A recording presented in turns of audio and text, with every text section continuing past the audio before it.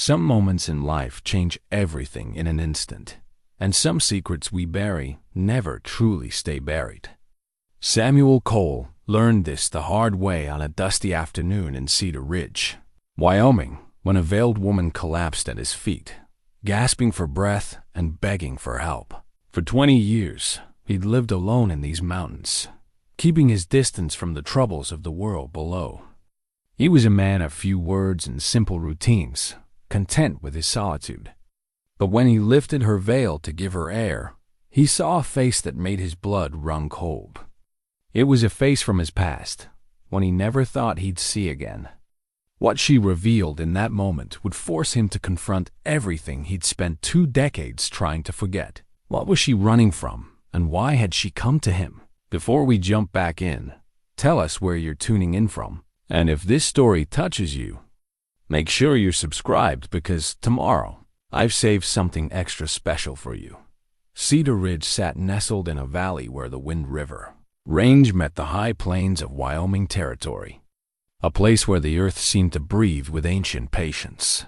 In the autumn of 1882, it was home to maybe 300 souls, give or take the seasonal workers who drifted through following cattle drives or mining prospects. The town had grown up around a trading post established 40 years prior, back when the only law was what a man could enforce with his own 2 hands and the rifle he kept close. Samuel Cole had watched the town grow from his vantage point in the mountains above, though he rarely came down except when necessity demanded it. His cabin sat at the end of a winding trail that climbed through pine and aspen, high enough that winter snows often cut him off from civilization for months at a time. He preferred it that way. The isolation suited a man who had seen enough of humanity's darker nature to appreciate the honest company of elk and eagles at 45. Samuel carried the kind of weathered strength that came from decades of hard living in unforgiving country.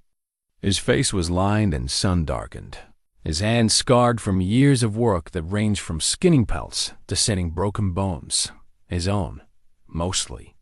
He stood just over 6 feet, lean and corded with muscle, moving with the economical grace of someone who understood that wasted motion could mean the difference between life and death. When he lived alone in the high country, his hair, once dark as a raven's wing, now showed threads of silver at the temples. He kept it long enough to tie back when working, short enough that it didn't interfere with his vision. A thick beard, more gray than black these days, covered the lower half of his face.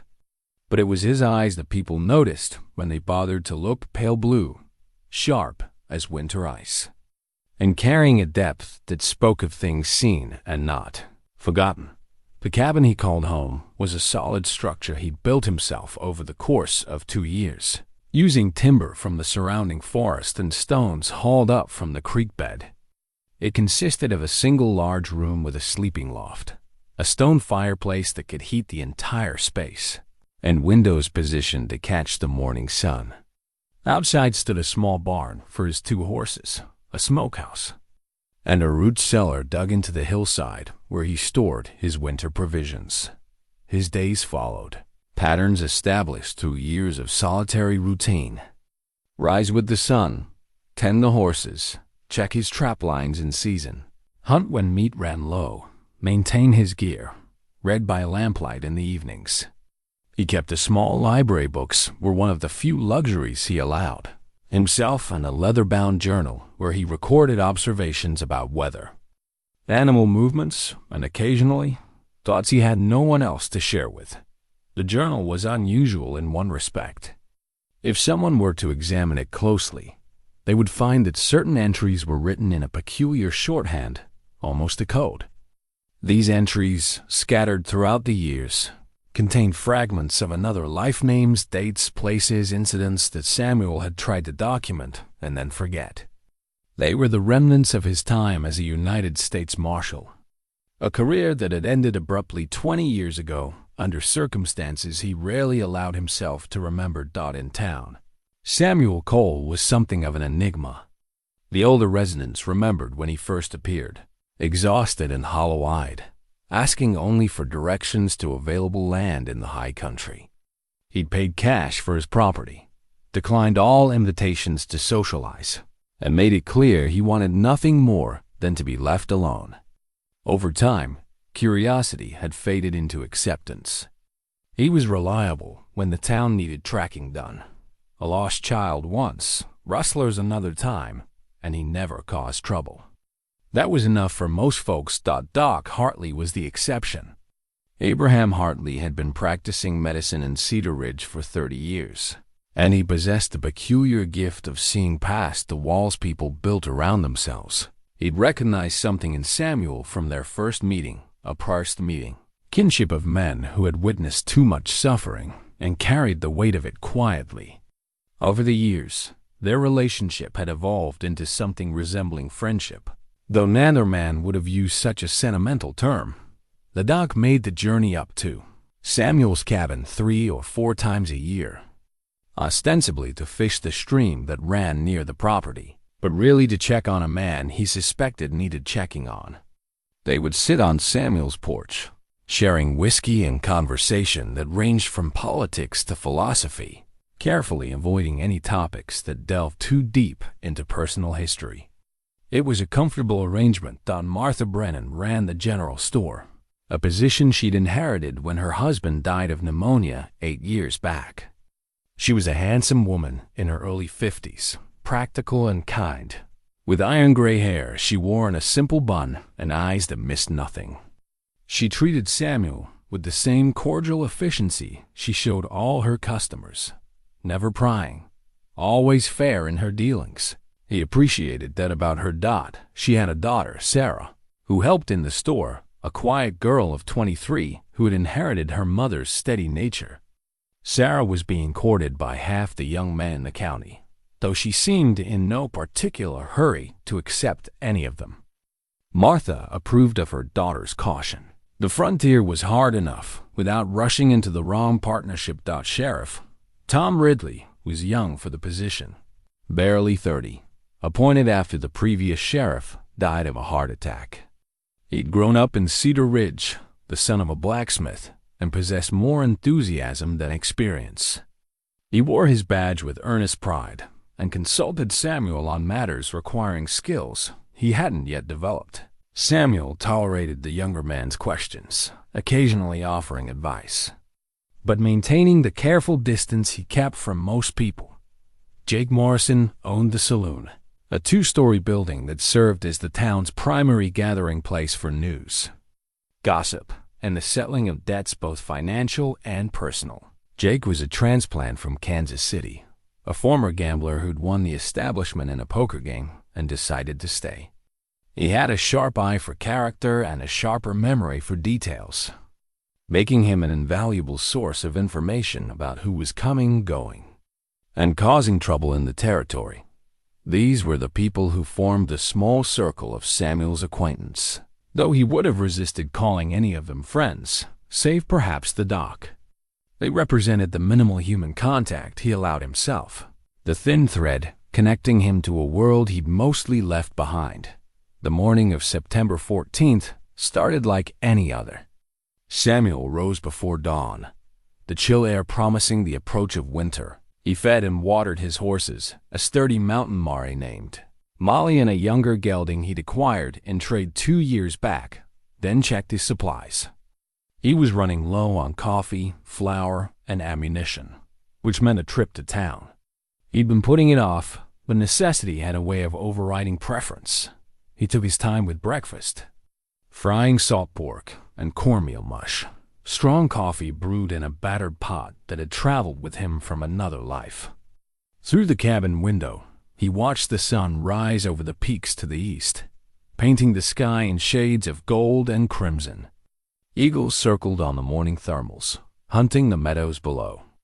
A bull elk called from somewhere in the timber, the sound echoing across the valley. There was a peace in these moments that Samuel had learned to treasure. The mountains asked nothing of him except awareness and respect. They held no judgments, harbored no expectations, and kept their secrets as well as he kept his. Up here, the past felt manageable, safely distant, a collection of scars that had faded to white lines against tanned skin. But lately, something had been different. Small things easily dismissed if you weren't paying attention. Samuel paid attention. He'd noticed riders passing through town more frequently. Men who didn't quite fit the usual pattern of drifters, miners, or cowboys. They moved with purpose, asking questions, watching. 3 weeks ago, he'd spotted a pair of them studying his property from a distance, using field glasses.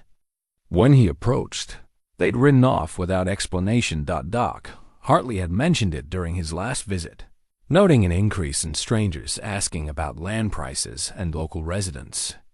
Probably just speculators, the DOC had said, but his tone suggested he didn't quite believe it. Still, might pay to keep your eyes open. Samuel had been keeping his eyes open for 20 years. It was a habit formed in a profession where inattention could get you killed. But the unease he felt went deeper than general caution. It was the kind of instinct that had saved his life more than once.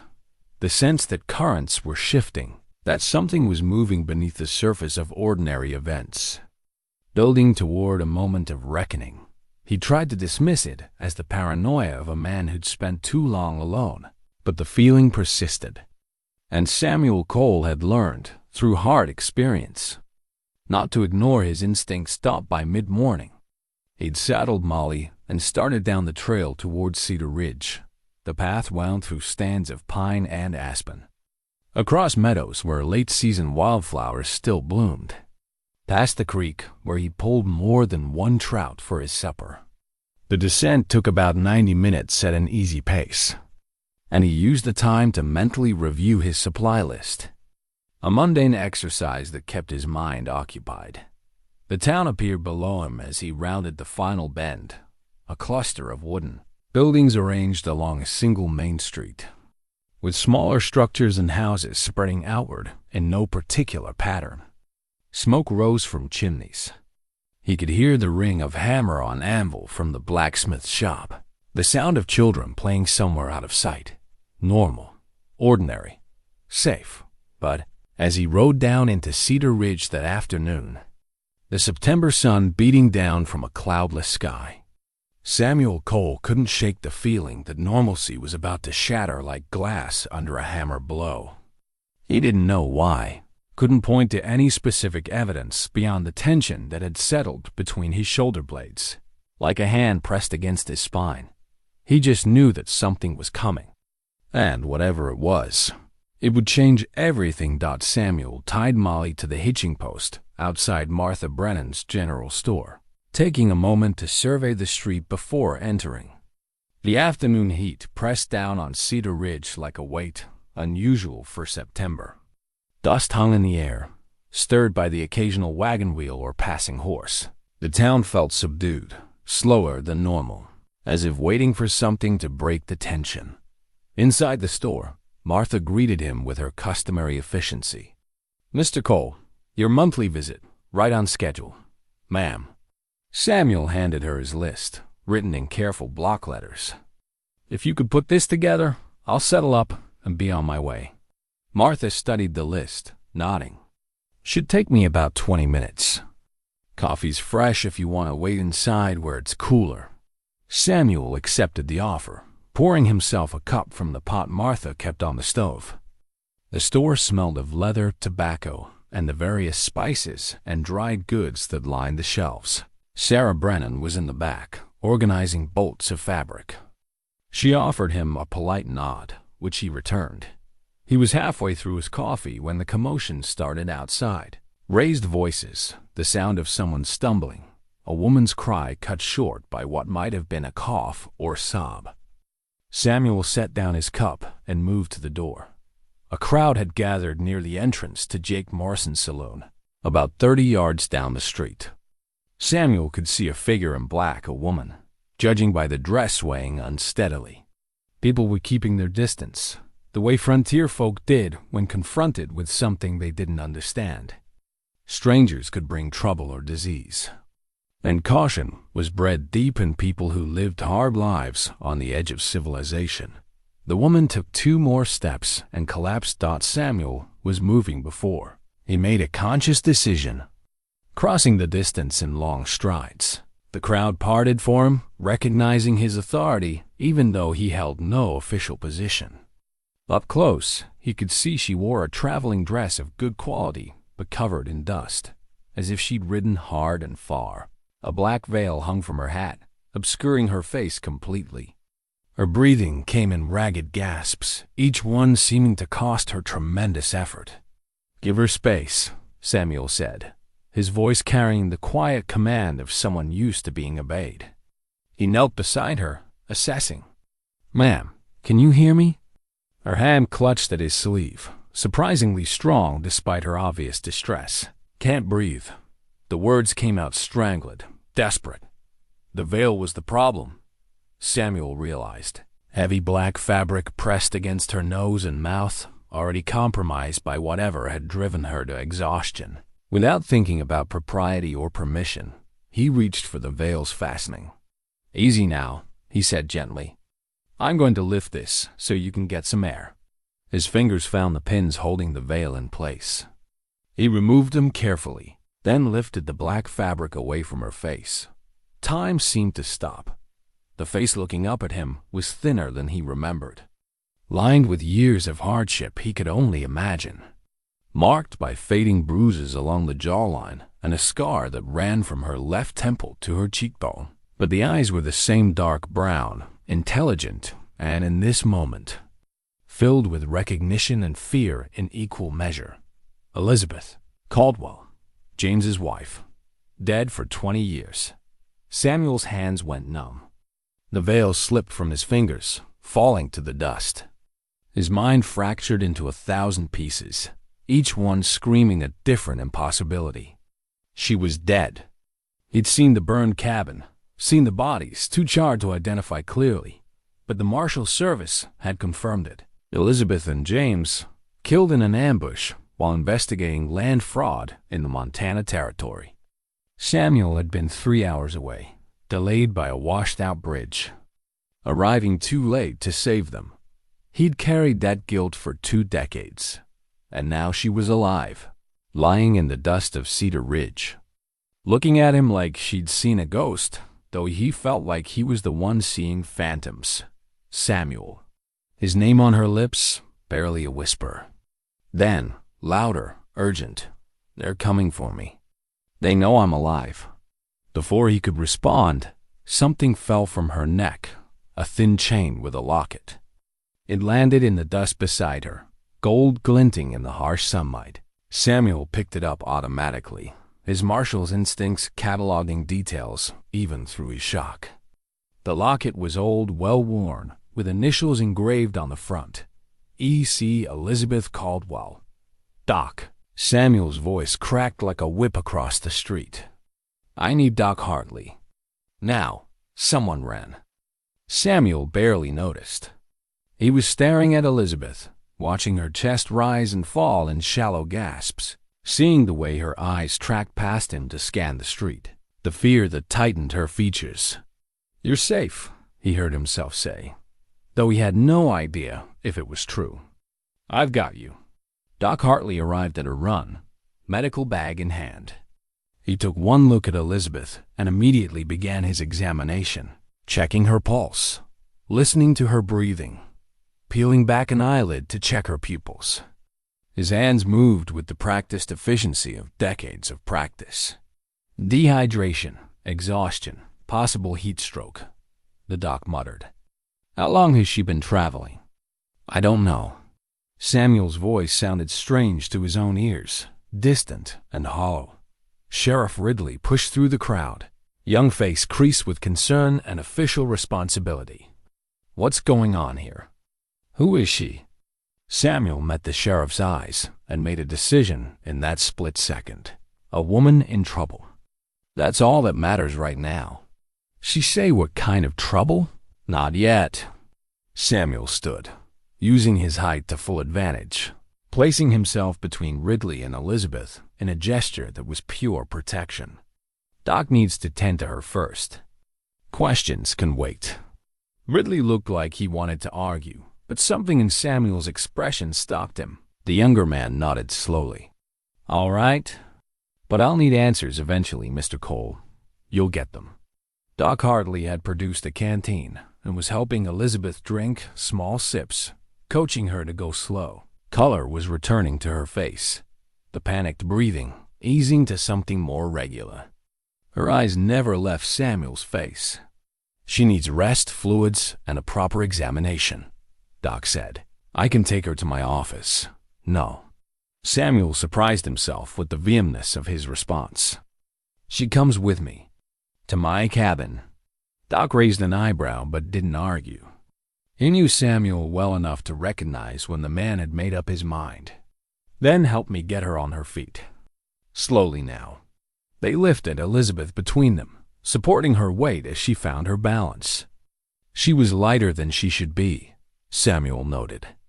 Too thin, carrying the hollowed-out look of someone who'd been running on determination alone for far too long. The crowd was still watching, curiosity burning in every face. Samuel swept his gaze across them, his expression making it clear that questions would not be welcome. Most people looked away. Cedar Ridge had learned to respect Samuel Cole's privacy, and they extended that courtesy to those under his protection. But not everyone was cowed. Samuel's attention caught on 3 men standing outside the saloon, watching with an intensity that set his instincts screaming. They weren't locals. He'd noticed them earlier in the week, passing through, asking Jake Morrison questions about land prices and long-term residents. Now they watched Elizabeth with the focus of hunting wolves who just spotted their prey.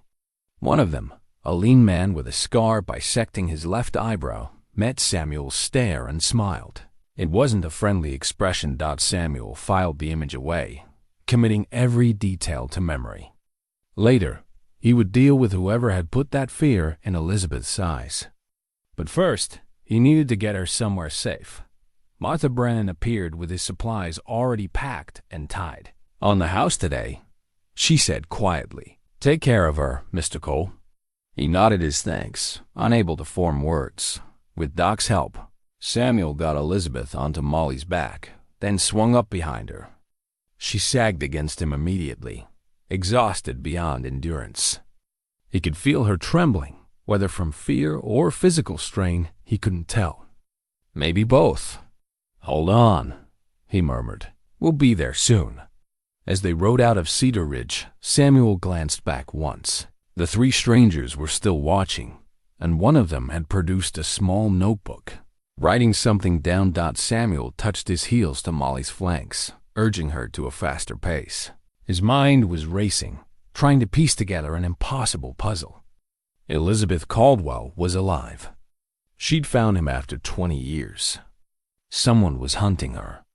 And the gold locket pressed against his chest, tucked into his shirt pocket, felt like it weighed more than all the guilt he'd been carrying since the day he thought she died. Questions could wait. Right now, all that mattered was getting her to safety and finding out what had brought a ghost back from the dead and what it would cost both of them to keep her alive. The journey to the cabin passed in a blur of sensation and fractured thought. Samuel felt Elizabeth's weight against his chest, heard her breathing gradually steady, smelled the dust and sweat of hard travel on her clothes. His mind kept circling back to the impossibility of her presence, trying to reconcile memory with reality and failing at every turn. She drifted in and out of consciousness during the climb, sometimes murmuring words he couldn't quite catch, other times going rigid with what looked like remembered fear. He kept one arm locked around her waist, holding her secure, while the other hand guided Molly up the familiar trail with the unconscious skill of long practice. The sun was beginning its descent toward the western peaks when they finally reached the cabin. Samuel dismounted first, then carefully lifted Elizabeth down. Her eyes opened as her feet touched the ground, unfocused and confused. "You're safe," Samuel said. "My home. No one knows about this place except Doc and a handful of others. You can rest here." She nodded, too exhausted to question further. He helped her inside, settling her on his own bed in the loft, the only proper sleeping place in the cabin. She was unconscious again before he'd finished removing her boots, her body finally surrendering to the exhaustion she'd been fighting. Samuel stood there for a long moment, just watching her breathe. In sleep, the fear smoothed from her features, and he could see traces of the woman he'd known 20 years ago. Elizabeth had been James's wife. Yes, but before that, she'd been a friend to both of them. A woman of sharp intelligence and quiet courage who'd chosen to stand beside her husband even when his work as a marshal took them into dangerous territory. Samuel had loved her once, though he'd never said the words aloud. James had been his partner, his closest friend, and you didn't covet your friend's wife no matter what your heart whispered in the dark hours of night. He buried those feelings along with everything else the day he thought she died. And now here she was, alive, carrying bruises that spoke of violence and fear that ran bone deep. Someone had hurt her. Someone was hunting her. And Samuel felt a cold rage building in his chest that he recognized from his marshal days, the kind of anger that made dangerous men cautious and smart men. Careful, he climbed back down from the loft and began the practical work of caring for an unexpected guest. First, he tended to Molly, unsaddling her and making sure she had feed and water. Then he brought Elizabeth's saddlebag inside, setting it near the door. It was lighter than it should be for someone traveling any real distance, suggesting she'd left in a hurry with minimal supplies. The bag's weight nagged at him. Samuel had spent too many years as a lawman not to recognize when something felt wrong. After a moment's hesitation aware he was violating her privacy, but unable to ignore his instincts, he opened it. Inside, a change of clothes, some basic toiletries, a small amount of money. And at the bottom, folded carefully, a piece of paper that made his blood run cold. It was a wanted poster, printed on cheap paper, but official-looking enough. The face rendered in crude woodcut was recognizably Elizabeth's, though the name beneath it read Margaret Sutton. The charges, murder and theft. The reward, $10,000, dead or alive. Issued by Clayton Voss, identified as a rancher and businessman operating out of Cheyenne. The poster was dated 6 months ago. Samuel read it 3 times, committing every detail to memory. The specific charges were vague: murder of John Hastings and theft of property and documents. No specifics about when or where these crimes supposedly occurred. That vagueness bothered him. Legitimate wanted posters included details. This felt personal, rigorous, like someone using the trappings of law to pursue a private vendetta. The name Voss stirred something in his memory. Clayton Voss. He turned it over in his mind, reaching back through 20 years of trying to forget. There had been a Voss involved in the land fraud case that had gotten James killed. Silas Voss, a wealthy rancher using intimidation and violence to force settlers off valuable grazing land. James had been gathering evidence, building a case. Then came the ambush, the fire, the bodies. Clayton would be about the right age to be Silas's son, which meant this wasn't a coincidence. Elizabeth's reappearance, the poster, the men watching her in town, it was all connected to that old case, to whatever had happened the night James died. Samuel carefully refolded the poster and placed it back in the saddlebag. His hands were steady, but inside he felt something shifting, realigning. For 20 years he'd been running from his past, hiding in these mountains, telling himself he'd left the marshal's life behind. But the past had just walked back into his world wearing Elizabeth Caldwell's face, and he couldn't ignore it any more than he could ignore his own heartbeat. He made coffee and sat at his table, watching the light fade outside his window. Questions multiplied in his mind, each one spawning 3 more. Why had everyone believed Elizabeth died? Where had she been for 20 years? What had she allegedly stolen that was worth $10,000? And most importantly, why come to him now, after all this time? Full dark had fallen when he heard movement from the loft. He looked up to see Elizabeth sitting on the edge of the bed, silhouetted against the window behind her, How long was I asleep? Her voice was hoarse but steady. Few hours. There's water beside the bed, and food if you're hungry. He heard her drink, the sound of the dipper scraping the bucket. Then silence, stretching out until it became almost uncomfortable. You found the poster. Not a question. Yes. You want to know if it's true. Samuel considered his answer carefully. I want to know what happened. The truth, Elizabeth. All of it. She climbed down from the loft, moving stiffly, favoring her right side. In the lamplight, he could see more details he'd missed before. The way she held herself, like someone expecting a blow. The calculating wariness in her eyes as she assessed her surroundings, cataloging exits and potential weapons. These were survivors' habits, learned through hard experience. She sat across from him at the table. For a long moment, they just looked at each other. Two people separated by 20 years and a gulf of unanswered questions. I did kill someone, Elizabeth said finally. 6 months ago. One of Clayton Vuss's men. He found me in a town called Rollins, tried to drag me back. I fought him off. He fell, hit his head. It was self-defense, but there were no witnesses who testified to that. Voss owns half the town. And the theft charge? More complicated. She wrapped her hands around the cup of water he'd poured for her. Samuel, before I explain any of this, I need you to tell me something. Does James...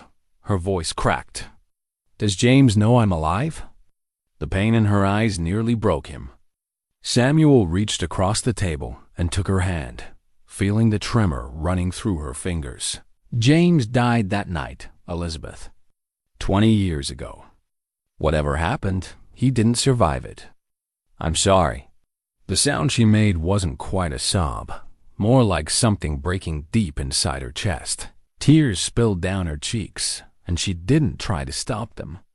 Samuel held her hand and let her grieve, understanding that whatever story she was about to tell, it started with a loss neither of them had fully processed.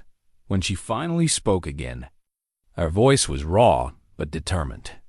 Then you need to know everything, because the man who killed James is still out there, and his son is the one hunting me now. Morning came cold and clear, frost crystallizing on the cabin windows in delicate patterns.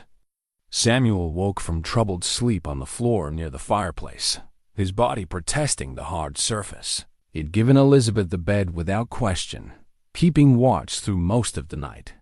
His old service revolver within easy reach.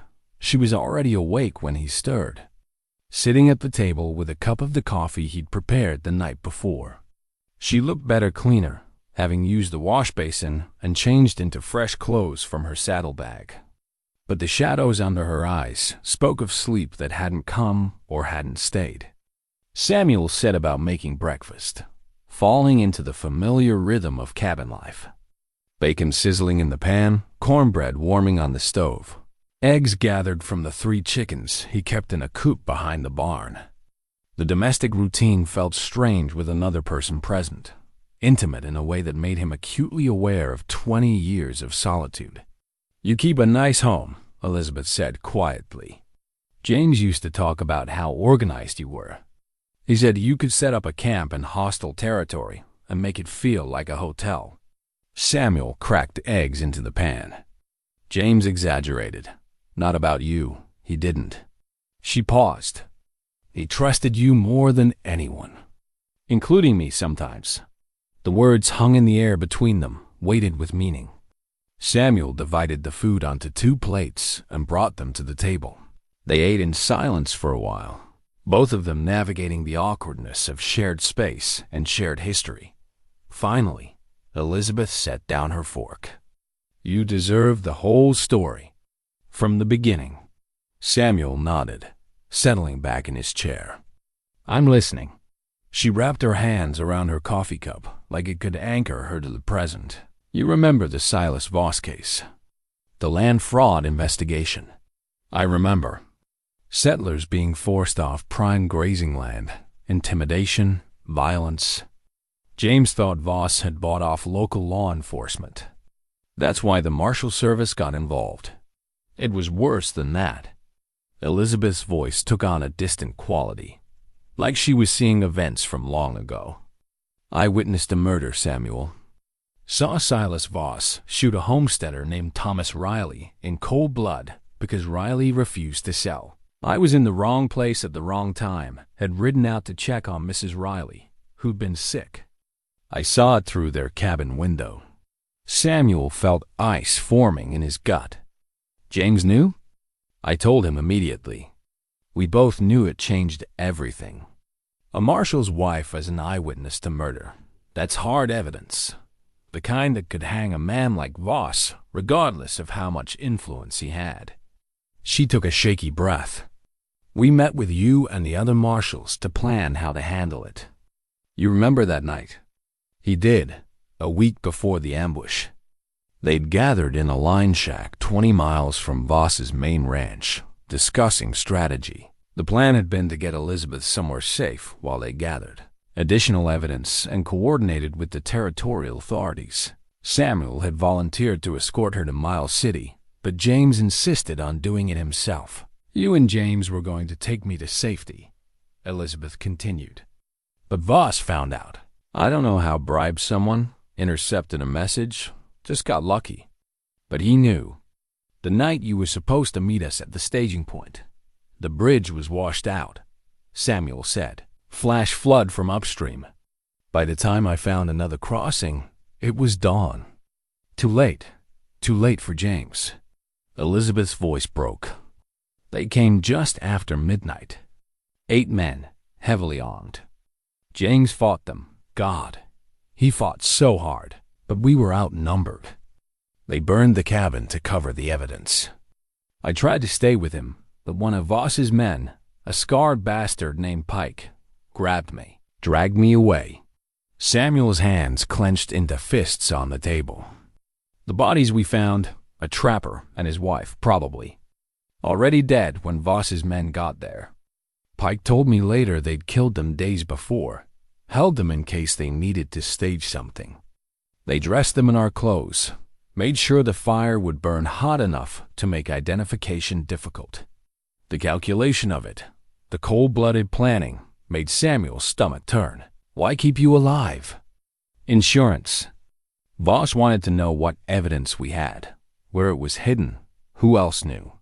He couldn't risk killing me until he was sure there were no other witnesses, no documentation that could surface later. She met Samuel's eyes. They kept me prisoner at Voss's ranch for 14 months. In a root cellar, mostly. Moved me occasionally when they thought someone might be getting suspicious. Samuel had to look away. The thought of Elizabeth locked in darkness, alone, terrified, while he'd been mourning her death just miles away in these same mountains, it was almost too much to bear. How did you escape? I got careless. He'd been put in charge of guarding me, and he liked to drink. One night he passed out with the keys still in his belt. I took them, stole a horse, and ran. Didn't stop running until I reached the Montana border. She touched the scar on her temple. Got this when the horse threw me crossing a stream. Nearly died of exposure that winter. Where did you go? Everywhere. Nowhere. I changed my name first to Mary Sullivan, then Margaret Sutton when I heard Voss's men were asking about Mary. Worked whatever jobs would hire a woman with no references. Laundry, cooking, sewing. Moved every few months. Never stayed long enough to form attachments. Her voice was flat, reciting facts rather than feelings. I learned Silas Voss died 5 years ago. I thought maybe it was over. But then his son Clayton found me. Samuel pulled James's marshal badge from his pocket. He'd retrieved it from the wall the night before.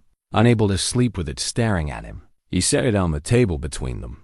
Elizabeth reached out and touched it with one finger, tears spilling silently down her cheeks. James made me promise something, Samuel said quietly. If anything ever happened to him, he made me swear I'd look after you, make sure you were safe. You thought I was dead. I did. But you're not. And a promise is a promise, Elizabeth.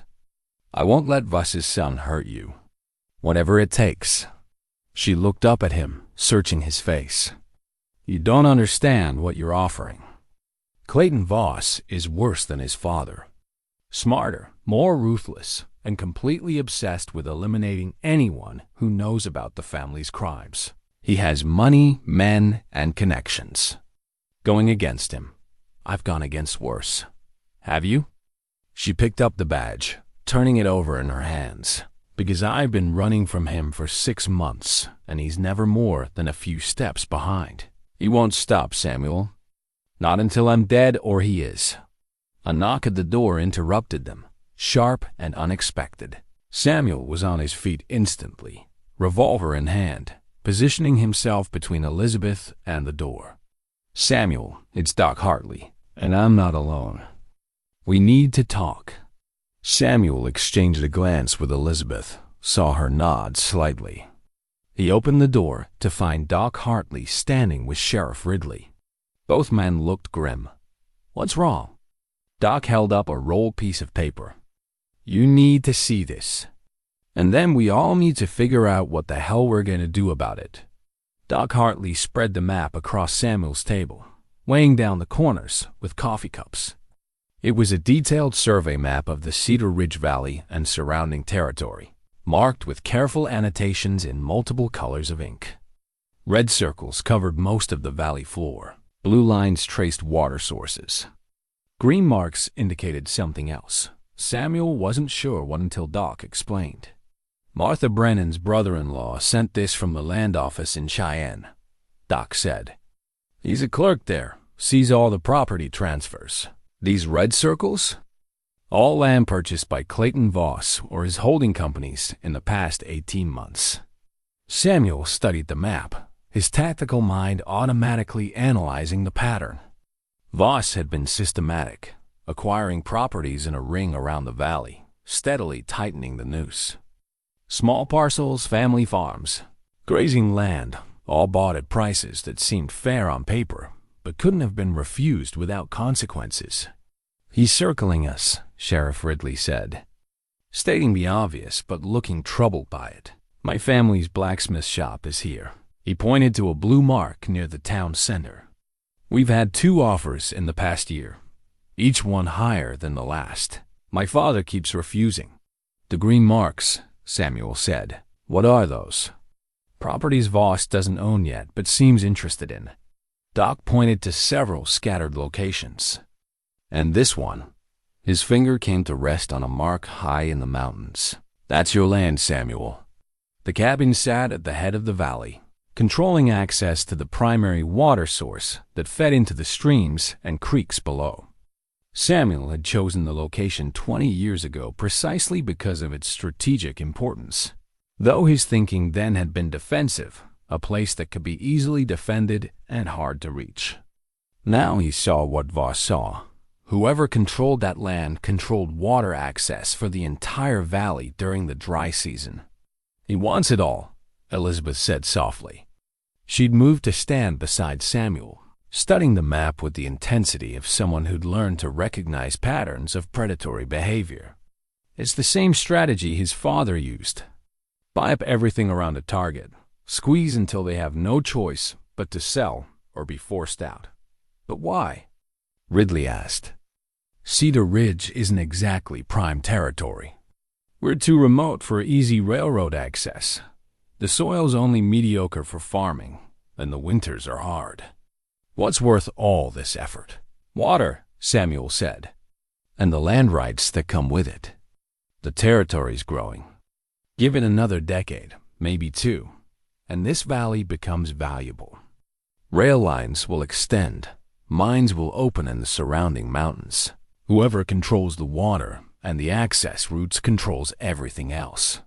Doc nodded grimly. Clayton Voss isn't thinking about next year. He's thinking about the next generation. His father taught him to play a long game. There's more, Doc added, pulling out a folded newspaper from his coat pocket. This came up on yesterday's stage from Cheyenne. The newspaper was a week old, but the article Doc pointed to made Samuel's jaw tighten. It reported that a respected businessman named Clayton Voss had petitioned the territorial governor, for assistance in apprehending a dangerous fugitive a woman wanted for murder who was believed to be hiding in the Cedar Ridge area. The article praised Voss's civic responsibility and his generous offer of a reward for information leading to the fugitive's capture. "He's making it legal," Elizabeth said, her voice hollow. "Using the law to hunt me." "He's doing more than that," Ridley said. "This morning, just before we rode up here, a territorial marshal arrived in town. Name's Dixon. He's got a proper warrant for your arrest, ma'am, for the murder of John Hastings and theft of documents pertaining to private business matters." Samuel's mind raced. Dixon's in Voss's pocket. Maybe. Or maybe he's just a lawman doing his job, based on what he's been told. Ridley looked uncomfortable. Either way, he's asking questions. "So far I've been vague about who I saw yesterday, but he's not stupid.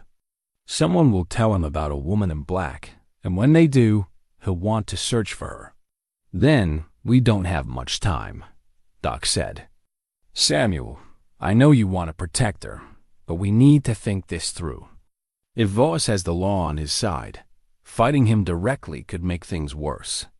Elizabeth moved to the window, staring out at the mountains. "You should turn me in, all of you. This isn't your fight." "The hell it isn't," Samuel said, surprised by the vehemence in his own voice.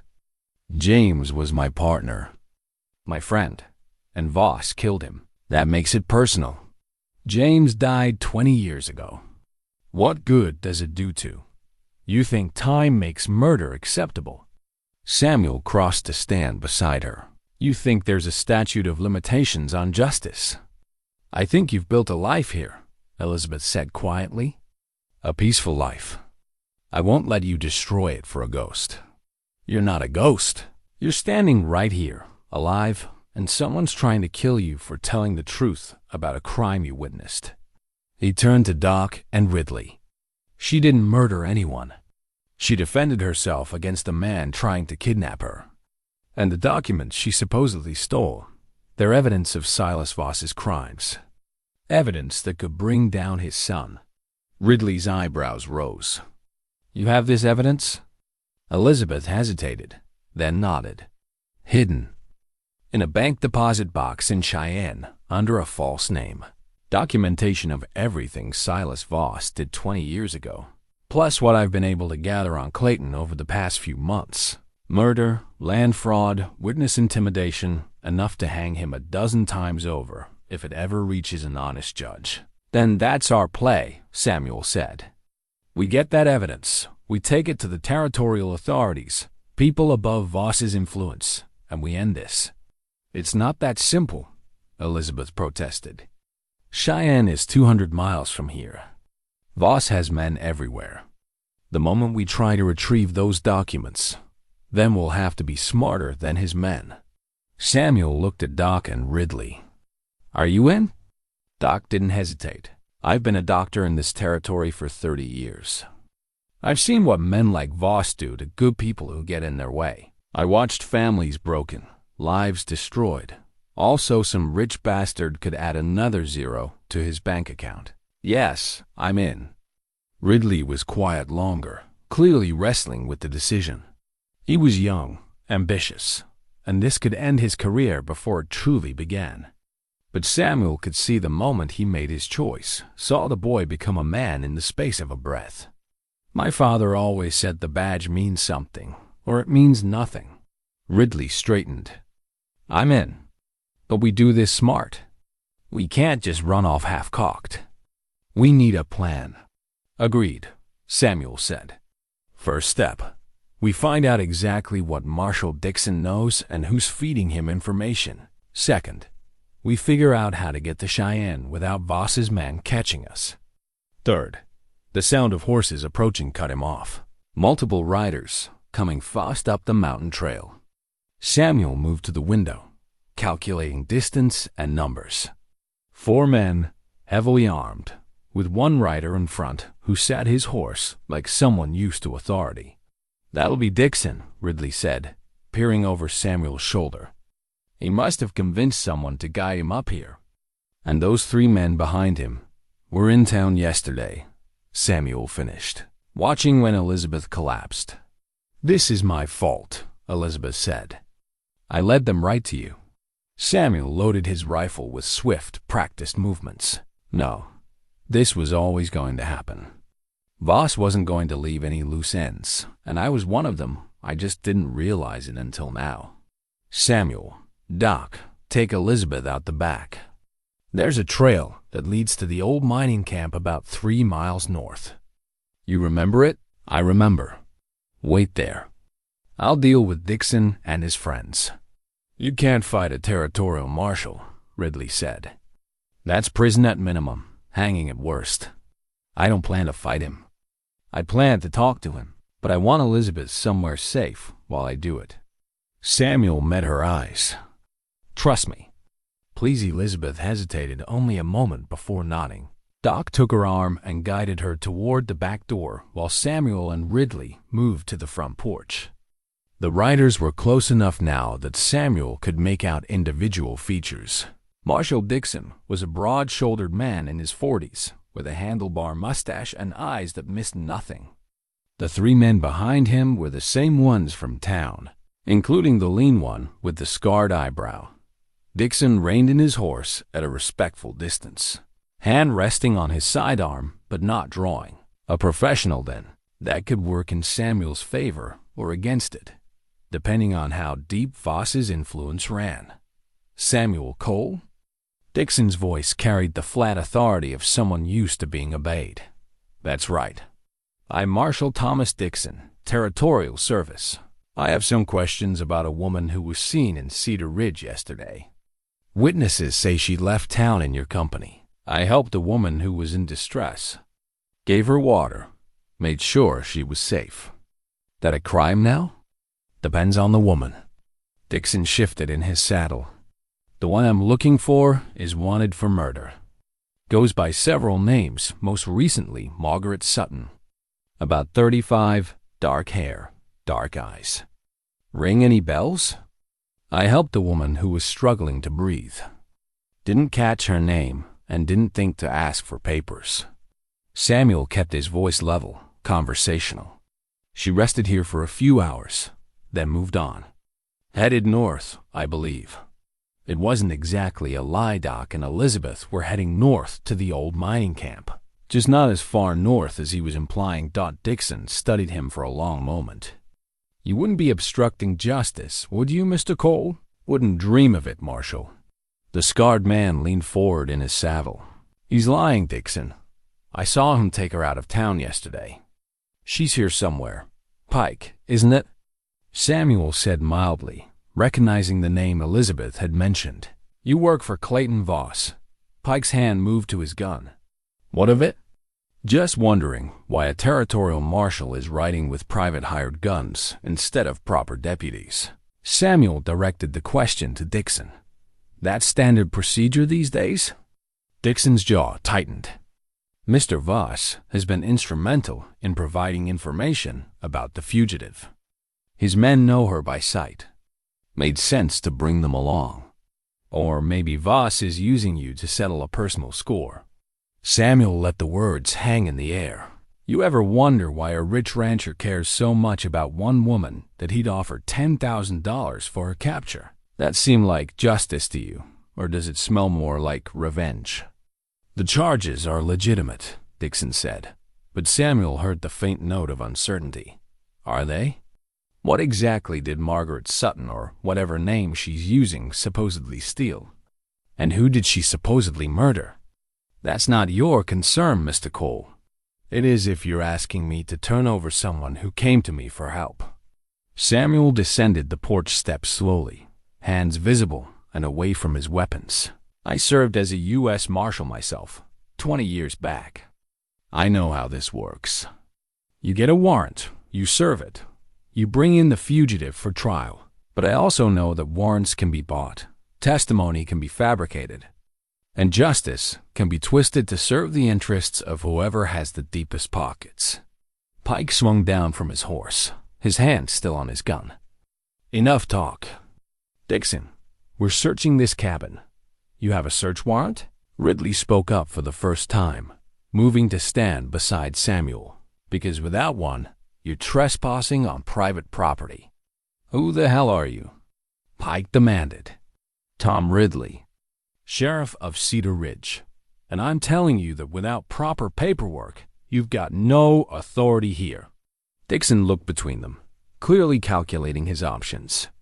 Pike, stand down. The sheriff's right. He addressed Samuel again. I can get a warrant if I need to, but I'd rather we handle this the easy way. If the woman's not here, then you've got nothing to worry about. Let us take a quick look around, satisfy ourselves that you're being straight with us, and we'll be on our way. It was a reasonable request, and refusing it would only make Samuel look guilty. He considered his options quickly. Doc and Elizabeth had a 10-minute head start, enough to reach the first bend in the trail where the thick pine cover would hide them from view. Even if Dixon searched now, he'd find nothing. All right, Samuel said, but just you, Marshal. Your hired friends stay outside. Pike started to protest, but Dixon raised a hand. Agreed. Pike, you and the others wait here. He dismounted and followed Samuel into the cabin. The search was thorough but professional. Dixon checked the loft, examined the supply shelves, even glanced into the root cellar access. But there was nothing to find. Elizabeth's saddlebag had gone with her, and Samuel had been careful to remove any signs of her presence. The only thing that might have given them away was the 2 coffee cups on the table. But Samuel had anticipated that and set out a third earlier, making it look like Doc and Ridley had been visiting. Satisfied? Samuel asked when Dixon finished. The marshal stood in the center of the cabin, looking around one more time. Where's Doc Hartley? Headed back to town. He's got patients to check on. And the woman you helped yesterday? Told you. She rested, then moved on. Could be 20 miles from here by now in any direction. Dixon studied Samuel's face with the intensity of someone trained to detect lies. Samuel met his gaze steadily, using every bit of control he'd learned as a marshal himself. Finally, Dixon nodded slowly. All right, Mr. Cole. I believe you're telling me what you know. But I'll be watching the roads and trails. If this woman surfaces again, I expect you to notify me immediately. If she's guilty of murder, absolutely, Samuel said. But if she's innocent and just running from someone powerful who wants her dead, well, that's a different situation entirely. Dixon's expression flickered, there and gone. But Samuel caught it. Doubt. The marshal wasn't entirely comfortable with this assignment. Marshal, can I ask you something? Samuel kept his voice low as they walked back outside. How well do you know Clayton Voss? Met him once. Seemed like a solid citizen. And his father, Silas? Dead before my time in this territory. Why? Because 20 years ago, Silas Voss ordered the murder of a U.S. Marshal named James Caldwell. I know, because I was Caldwell's partner. We were investigating Voss for land fraud and intimidation. Caldwell died in an ambush, along with his wife. The case was closed as an unfortunate incident. Bandits, they said. But it wasn't bandits. It was Voss's hired guns. Dixon stopped walking. That's a serious accusation. It's the truth. And I'm betting the woman you're looking for knows things about the Voss family that could hang Clayton just like his father should have been hanged. That's why he wants her dead, not because she committed any crime. You have proof of any of this? Not yet, but I know where to get it. Dixon was quiet for a long moment, weighing Samuel's words. Finally, he said, even if what you're saying is true, I have a warrant. I have to serve it. I understand, but maybe you take your time serving it. Give me a chance to bring you real evidence. How much time? A week. I can give you 3 days. After that, I have to report back to Cheyenne, and I won't be able to hold off the pressure from Voss. Dixon glanced toward where Pike and the others waited. And I'd be careful, Mr. Cole. Those men aren't lawmen. They're killers, and they won't wait for warrants or trials if they get the chance. Samuel nodded. Appreciated, Marshal. Dixon mounted his horse and gathered his reins. 3 days, Cole. Don't make me regret this. They rode out, Pike shooting venomous looks back at the cabin. Samuel watched until they disappeared down the trail, then turned to Ridley. You think he'll keep his word? Ridley asked. For 3 days, yes. He's a lawman, not a hired gun. He'll follow the rules as long as he can. Samuel moved back into the cabin, already forming plans. But Pike won't. Those three will be watching the trails, looking for any sign of Elizabeth. Which means we need to move fast. What's the play? Samuel pulled out the map Doc had left behind, studying the routes to Cheyenne. We go tonight. Take the high passes harder traveling, but less chance of running into Voss's men. Doc and Elizabeth are waiting at the mining camp. We pick them up, then push hard for Cheyenne. That's 200 miles of rough country. I know, but we don't have a choice. 3 days isn't enough time to plan something better. Samuel began gathering supplies, ammunition, dried food, extra canteens. Go back to town. Tell Martha what's happening. We'll need supplies for 4 people, and we'll need them quietly. Can you arrange that? Martha will help. She's no friend of Voss. Her husband died fighting land grabbers 10 years back. Same pattern as what's happening now. Ridley headed for the door, then stopped. Samuel, one more thing. That compass on your shelf, the silver one with the inscription. That belonged to James Caldwell, didn't it?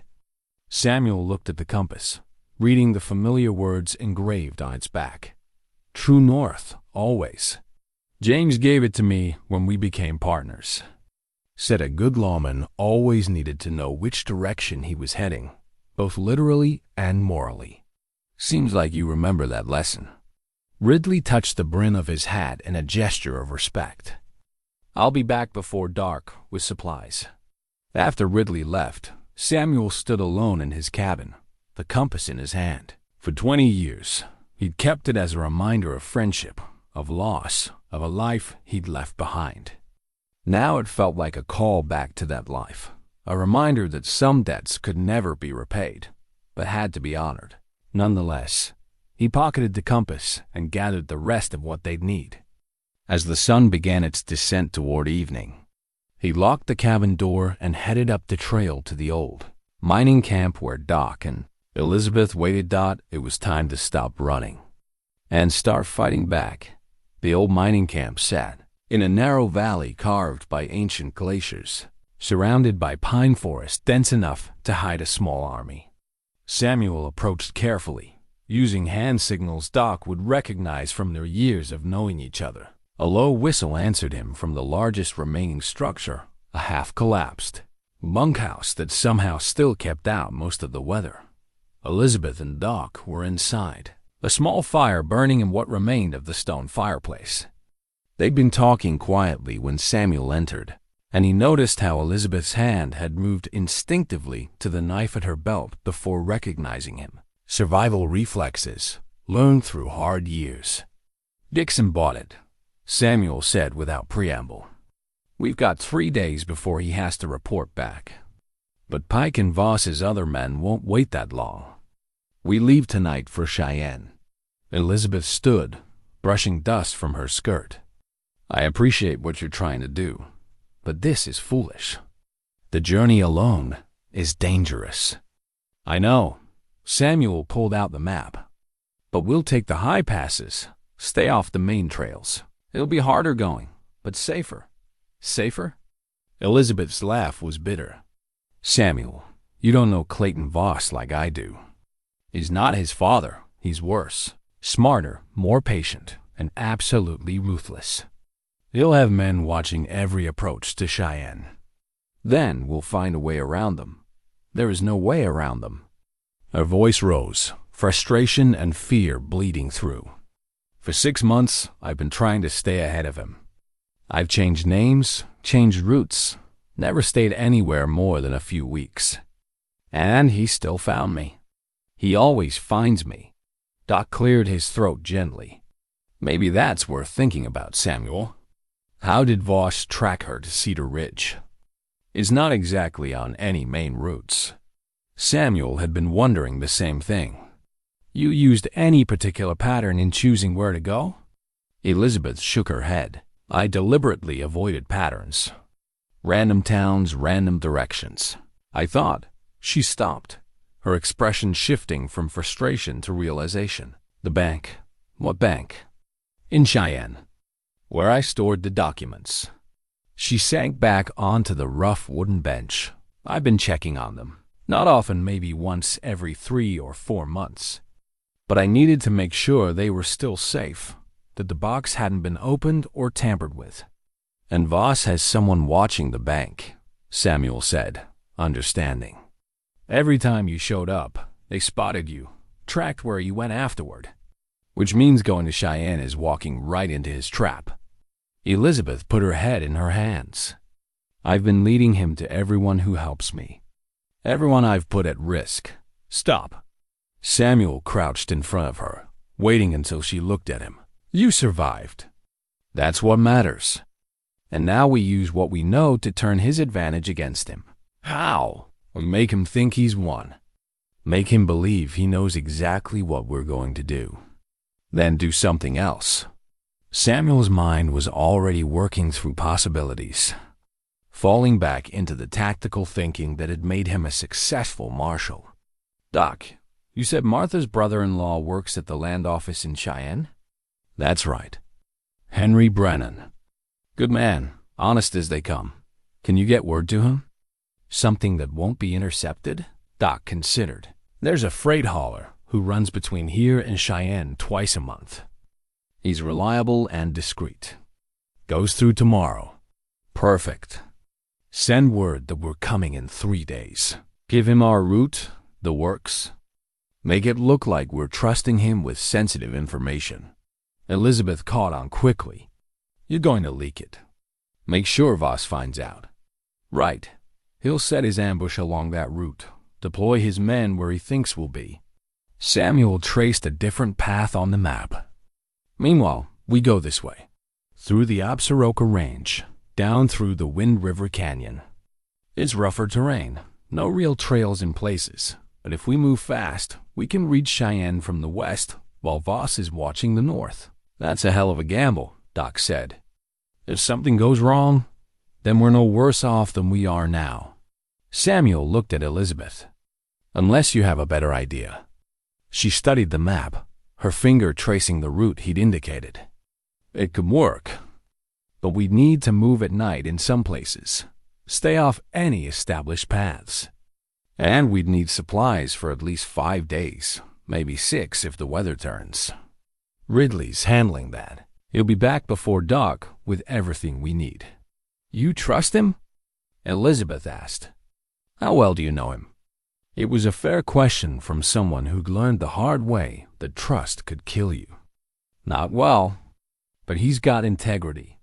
I've seen it in how he handles himself, how the town respects him, and he stood up to Marshal Dixon for us. That counts for something. Unless he's playing a longer game, Elizabeth said softly. Unless Voss got to him months ago, and this whole thing is just Ridley getting us to lead him exactly where Voss wants us. The possibility sent cold fingers down Samuel's spine. It fit too well. Ridley's convenient appearance at the cabin, his quick agreement to help, his access to information about Voss's land purchases.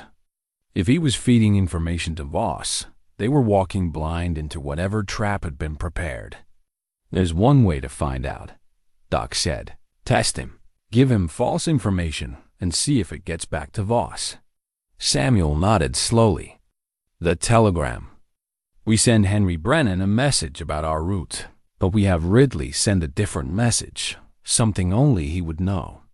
If Voss acts on both pieces of information, we know Ridley's compromised. And if he's not? Elizabeth asked. Then we apologize and hope he forgives us for doubting him. Samuel checked the sky through the gaps in the bunkhouse roof. We've got about 3 hours until Ridley's due back. Doc, can you ride down and meet him? Tell him the plan. See his reaction. If something feels wrong, trust your instincts. Doc stood, his old bones creaking. "And what will you two be doing?" "Getting the rest of the supplies ready and figuring out exactly what's in that bank box, because we might need to know what we're fighting for." After Doc left, Samuel and Elizabeth worked in comfortable silence, checking gear, inventorying ammunition, planning for contingencies. The familiarity of it brought back memories of working with James. Those quiet moments before a dangerous operation when everything had to be perfect because mistakes cost lives. "He talked about you," Elizabeth said suddenly. "James, all the time, actually. How you were the best tracker he'd ever seen. How you could read people like books. How you never let emotion cloud your judgment." He was generous in his praise. He was honest. She paused in her work, looking at Samuel with an intensity that made him uncomfortable. "He also told me once that if anything ever happened to him, I should find you. That you were the one person he'd trust with my life. Elizabeth, I need you to know something." She moved closer, close enough that he could see the silver threaded through her dark hair, the lines that 20 years of hardship had carved into her face. "When James and I married, I cared for him deeply. Loved him, even. But there was someone else I thought about sometimes, late at night when James was away on assignment. Someone who never said anything, never crossed a line, but whose eyes held things that words couldn't express." Samuel felt his throat tighten. "That's the past, is it? Because right now, standing here, I feel like I'm 25 again and trying to figure out why my heart beats faster when you look at me." Before Samuel could respond, Doc's voice called from outside, urgent and sharp. "Samuel, we've got trouble." They rushed out to find Doc dismounting from his horse, Ridley right behind him.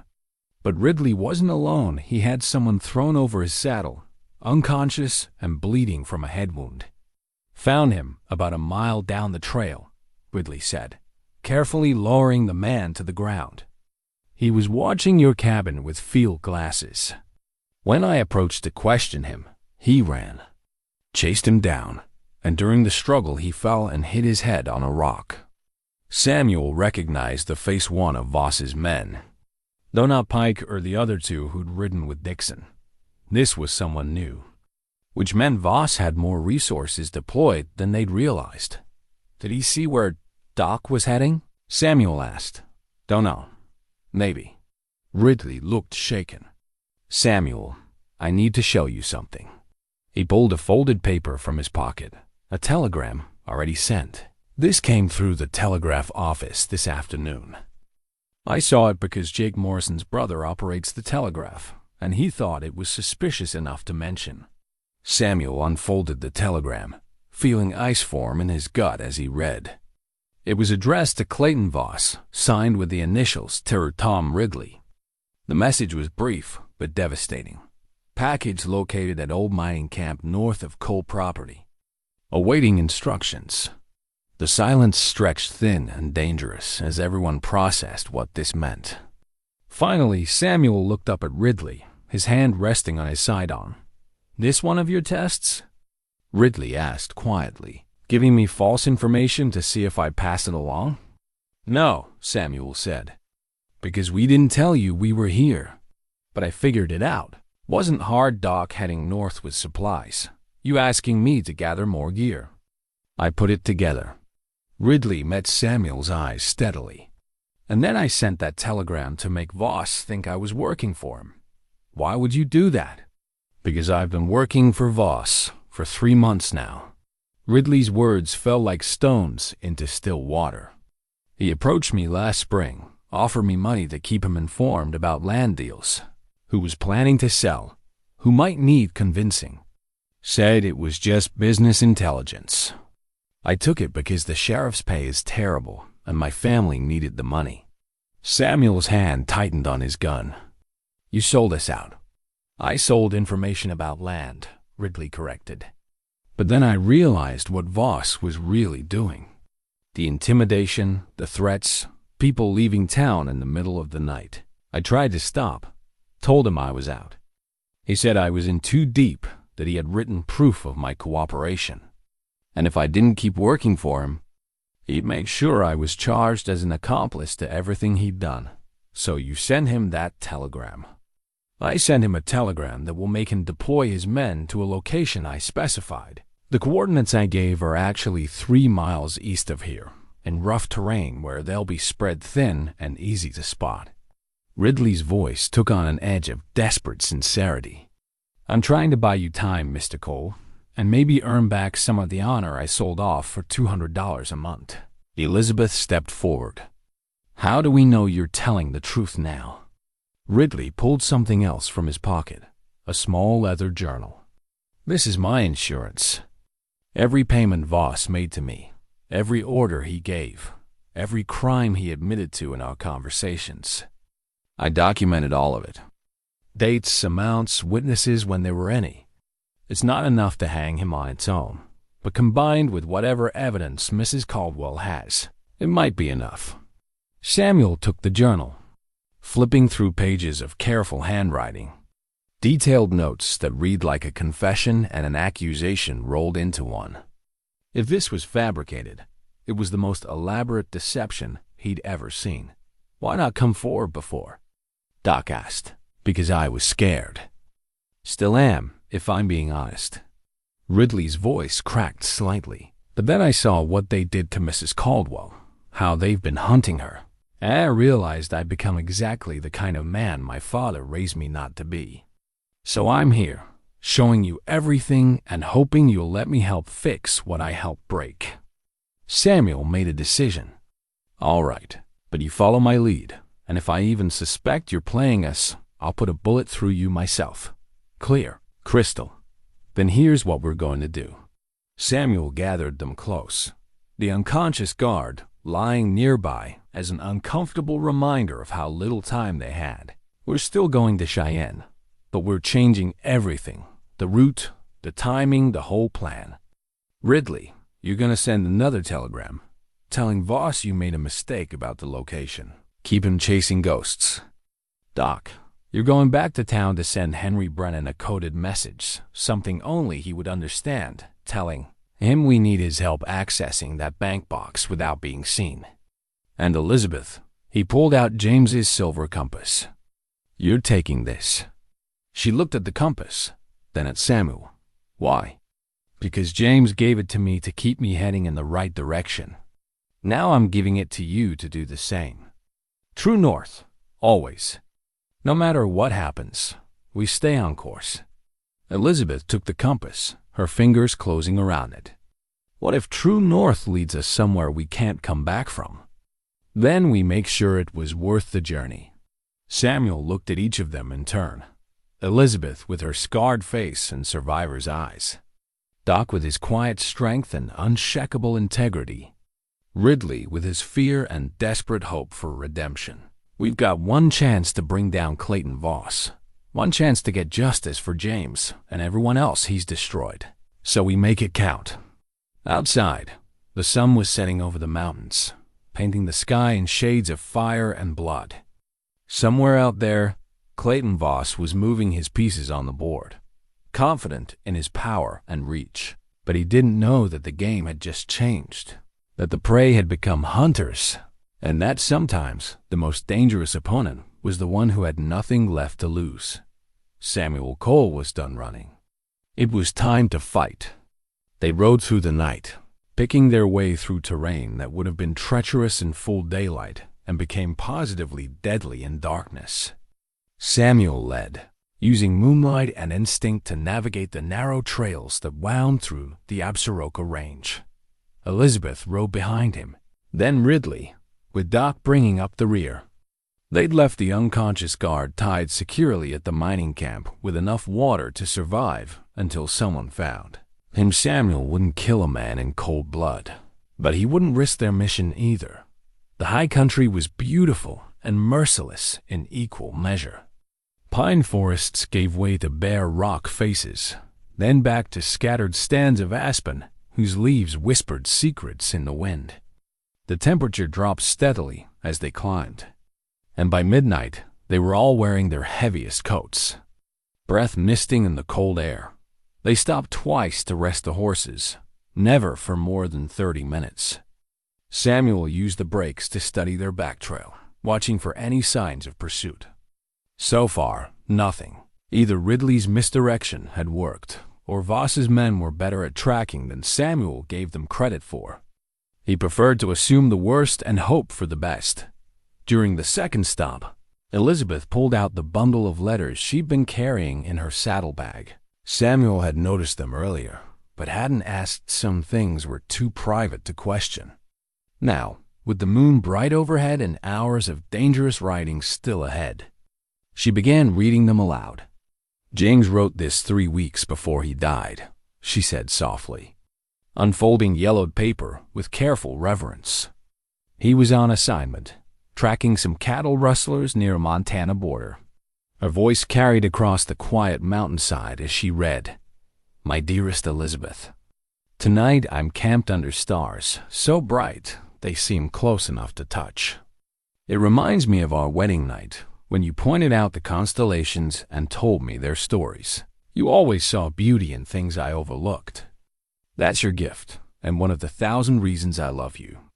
This work takes me away too often, and I know that weighs on you. But I need you to know something. If anything ever happens to me, if I don't come home, you must promise to keep living. Find joy again. Find love again, if you can. Don't let my death be your prison." Samuel felt something crack open in his chest. He'd known James was a good man, but hearing his words after 20 years, knowing he'd sensed his own mortality and still thought of Elizabeth's future, it was almost too much. Elizabeth's voice caught on the next words. "He wrote about you, Samuel.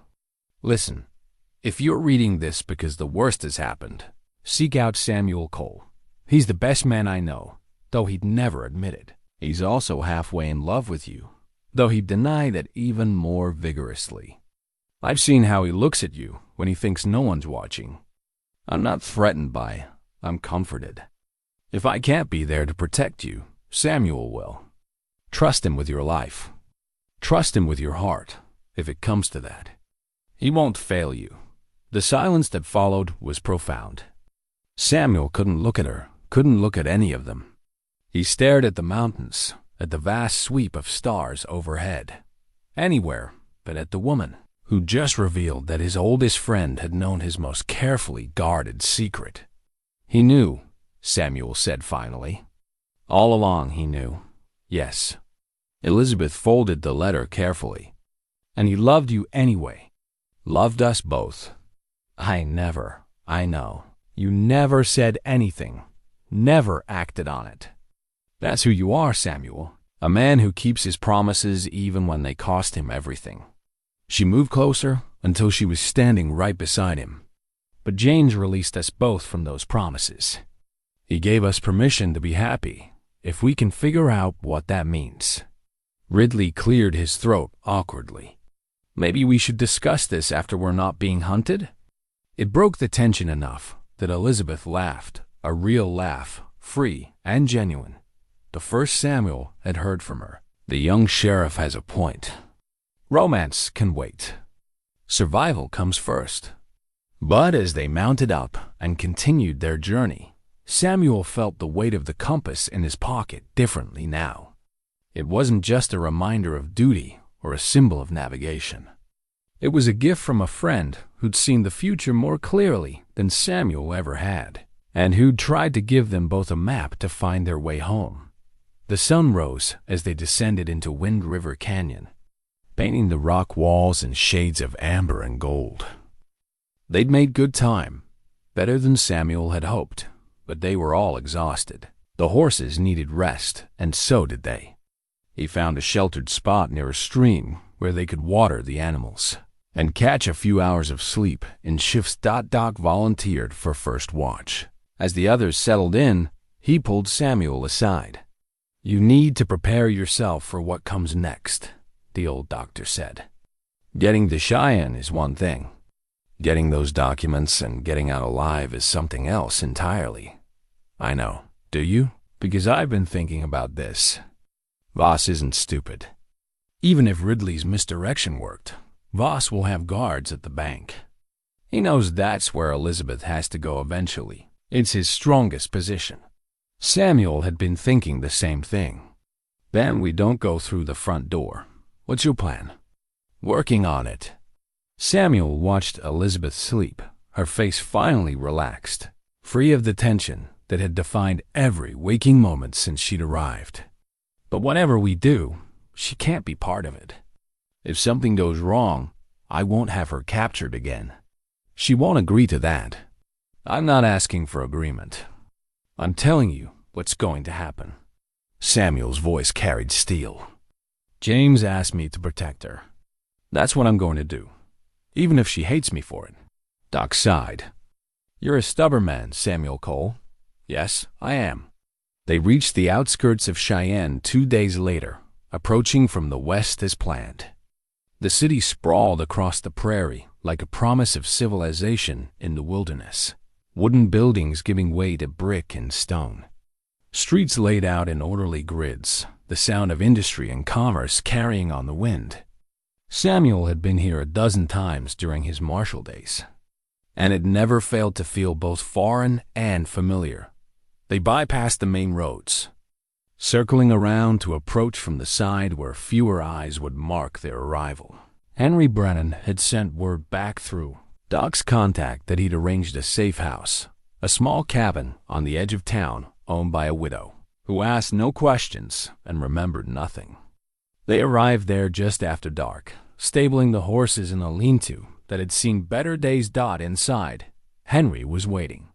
He was Martha's brother-in-law, but the family resemblance was minimal. Where Martha was sturdy and practical, Henry was slight and nervous, with quick movements and eyes that never stayed still.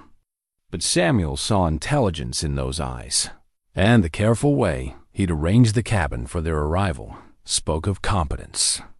Mrs. Caldwell, Henry said, recognizing Elizabeth immediately.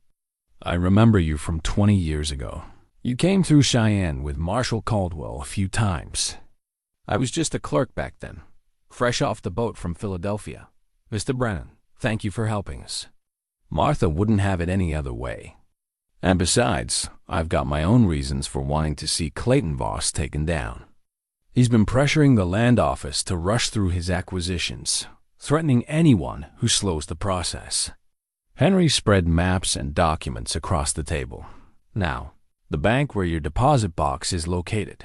First National has been under Voss's influence for about 8 months. He made them a substantial loan when they were struggling, and now he essentially owns them. So walking in the front door is suicide, Samuel said. Essentially, yes. There are guards, at least 2, watching the main entrance. They're looking for Mrs. Caldwell specifically, but they'll notice anyone who seems suspicious. Henry pointed to a detailed map of the bank's layout. However, there may be another way. He explained. The bank had recently expanded, adding a new vault in the basement. The construction had required drilling through to the city's storm drainage system, and while the hole had been sealed with iron bars, Henry had learned from his position at the land office that the bars were installed incorrectly. They could be removed from the inside.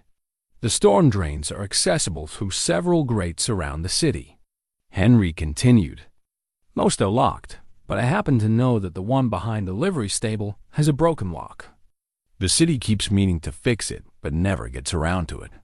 From there, it's about 200 yards of crawling through drainage tunnels, but you'd come up directly beneath the bank's basement. Samuel studied the map, already seeing problems. The deposit boxes aren't in the basement. They're on the main floor in the secondary vault. True, but the basement has access stairs that lead to the main floor. There's a guard station at the top, but only one guard, and he makes rounds every hour. If you time it right, you'd have maybe 10 minutes to get to the deposit boxes. Retrieve what you need and get back down before anyone notices. That's a lot of ifs, Ridley said. It's the only option that doesn't involve a frontal assault, Henry replied, and I've studied the bank's schedule. Tomorrow is the 1st of the month. They'll be busy with account settlements, more customers than usual. More chaos means more opportunity. Elizabeth had been quiet during the explanation, but now she spoke up. I'm the only one who can access the deposit box. It's under a false name, but I established the security questions. If anyone else tries, they'll sound an alarm. Then you're coming with me, Samuel said. No. Elizabeth's voice was firm. You're going to tell me there's too much risk, that I should stay here while you handle it. But those documents are my responsibility, my burden. I won't let anyone else carry it. They locked eyes across the table, and Samuel saw the determination there, the steel that had kept her alive for 20 years of running. She wasn't the frightened woman who collapsed in Cedar Ridge. She was a survivor, who'd made a choice to stop surviving and start fighting. All right, he said finally. But we do this my way. You follow my lead, and if I say run, you run. Understood?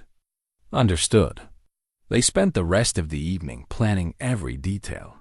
Henry provided a detailed schedule of the guard rotations, the names of the bank employees who could be bribed versus those who were loyal to Voss, and the location of every exit. Doc prepared a medical kit. He'd be waiting nearby in case things went wrong. Ridley would be watching the street, ready to create a distraction if needed. As midnight approached, Samuel found himself alone with Elizabeth on the cabin's small porch. The city lights spread out before them, golden against the darkness, and somewhere in those lights, Clayton Voss was waiting, confident in his power and control. Are you afraid? Elizabeth asked quietly. Yes. Fear keeps you sharp, keeps you careful. James used to say the same thing. She pulled out the silver compass, watching it catch the lamplight from inside. He also said that courage isn't the absence of fear, it's choosing to act despite it. He was full of wisdom, James. He was full of love. Elizabeth turned to face Samuel. For the job, for justice, for his friends. For me, and I loved him for it. Truly I did. But Samuel, I need you to know something before we walk into that bank tomorrow. If we don't make it out, we'll make it out. If we don't, she continued firmly, I need you to know that these past few days with you have been the first time in 20 years I felt like I was living instead of just existing. You gave me that. You gave me hope again. Samuel wanted to say something profound, something worthy of the moment. Instead, he just took her hand and held it, feeling the calluses and scars that told the story of her survival. Words felt inadequate anyway. They stayed like that until Doc called them inside for a final review of the plan. Tomorrow they would descend into the darkness beneath the city, retrieve the evidence that could bring down Clayton Voss, and either emerge victorious or not emerge at all. There was no middle ground anymore, no compromise or half measures. Samuel checked his weapons one last time before trying to sleep. His service revolver, cleaned and loaded. A knife in his boot. And James's badge, which he'd brought from the cabin, tucked in his shirt pocket over his heart. If he was going to finish the job James had started, he wanted his partner's badge with him. Sleep came in fragments, interrupted by dreams of fire and darkness, of James's face telling him to protect Elizabeth, of Pike's scarred face grinning as he reached for his gun. Samuel woke several times in a cold sweat, checking to make sure Elizabeth was still sleeping safely in the other room. Dawn came too quickly and too slowly at the same time. They ate a silent breakfast, each lost in their own thoughts about what the day would bring. Henry arrived with final updates. The guards had changed shifts at 6, and the new ones were less experienced. The bank would open at 8, and by 9 it would be crowded with customers. That was their window. At 7:30. Samuel and Elizabeth made their way through the awakening city to the livery stable. The great Henry had mentioned was exactly where he said it would be, hidden behind a stack of old hay bales. The lock was indeed broken, though someone had tried to wire it shut. Samuel's knife made quick work of the wire. The grate lifted with a rusty squeal that seemed impossibly loud in the quiet morning. Below, darkness waited. the storm drain system that would either deliver them to their goal or become their tomb. "Last chance to change your mind," Samuel said. Elizabeth checked the compass one more time, then pocketed it. "True north, remember? We keep going forward." She descended into the darkness first, finding the metal rungs set into the wall. Samuel followed, pulling the grate closed above them. The smell hit him immediately: damp stone, standing water, and the peculiar must of spaces that never saw sunlight. His eyes adjusted slowly, aided by thin shafts of light that filtered down through other grates along the tunnel. They moved carefully, Samuel counting paces to match Henry's directions. The tunnel was about 4 feet high, forcing them to crouch and occasionally crawl. Water ran in a channel down the center, not deep but cold and likely contaminated. Twice they heard voices from above, people going about their morning routines, unaware of the drama unfolding beneath their feet. After what felt like hours, but was probably only 20 minutes, they reached the section beneath the bank. The iron bars Henry had mentioned were visible above, set into what looked like a small alcove in the tunnel ceiling. Samuel tested them carefully, and sure enough, they'd been installed backwards. The securing bolts were accessible from this side. He worked quickly, removing the bolts and lowering the bars as quietly as possible. The opening beyond was narrow, barely large enough for a person to squeeze through. Samuel went first, pulling himself up into what appeared to be a storage room in the bank's basement. Dusty crates and old ledgers were stacked against the walls. A single door led, presumably, to the stairs Henry had mentioned. He helped Elizabeth up, then replaced the bars loosely in case they needed a quick escape. Together, they moved to the door and listened. Footsteps overhead, the murmur of voices, the sound of the bank coming to life. And underneath it all, the ticking of a clock, time running out with every second. Samuel checked his watch. 8:15. They had maybe 45 minutes before the guard's next rounds brought him to the basement level. Not much time, but it would have to be enough. He opened the door slowly, revealing a narrow staircase leading upward. At the top, another door, and beyond that, the main floor of the bank where Clayton Voss's men would be waiting, where Elizabeth's salvation or damnation lay locked in a deposit box, where 20 years of running was about to end one way or another. "Ready?" Samuel whispered. Elizabeth's hand found his in the darkness. "Ready."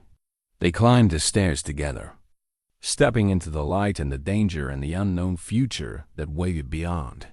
The guard station at the top of the basement stairs was empty, just as Henry had predicted.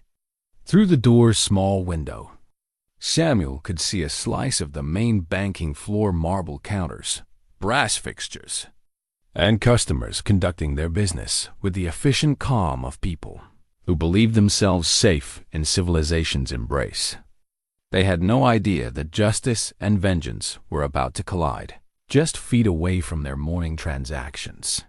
Samuel counted heads quickly.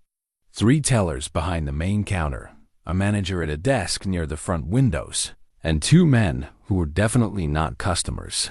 They stood near the entrance, scanning faces with the focused attention of hunters who'd been given a description of their prey. Voss's men, just as expected.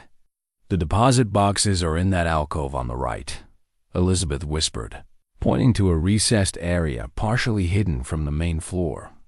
"We'll be exposed for maybe 15 feet crossing from here to there." "Wait for the distraction," Samuel said, checking his watch. 8:20. Ridley should be in position. As if summoned by the thought. The sound of shouting erupted from somewhere outside the bank. Then came the unmistakable crack of a gunshot fired into the air. Samuel hoped not at anyone, and the 2 guards at the entrance immediately moved to investigate, pushing through the doors to see what was happening. "Now," Samuel said. And they moved. Crossing those 15 feet felt like crossing an open battlefield. Samuel kept his body between Elizabeth and the main floor, one hand on his gun, every sense screaming warnings. But the remaining bank employees were too focused on the commotion. outside to notice two figures slipping into the deposit box alcove. The room was smaller than Samuel had imagined, maybe 10 feet square, with walls lined with brass-faced boxes of various sizes. Each had a number and a keyhole. Elizabeth went immediately to box 237, her hand surprisingly steady as she produced a key from inside her dress. "I'll need to answer security questions," she said quietly. "Stay alert." She pressed a small button beside the box, and within seconds, a bank clerk appeared, a thin man in his 50s with spectacles and the nervous demeanor of someone who'd spent his life avoiding confrontation. He glanced at Samuel with concern, but addressed Elizabeth. "Name on the account?" "Mary Sullivan." "Date of opening?"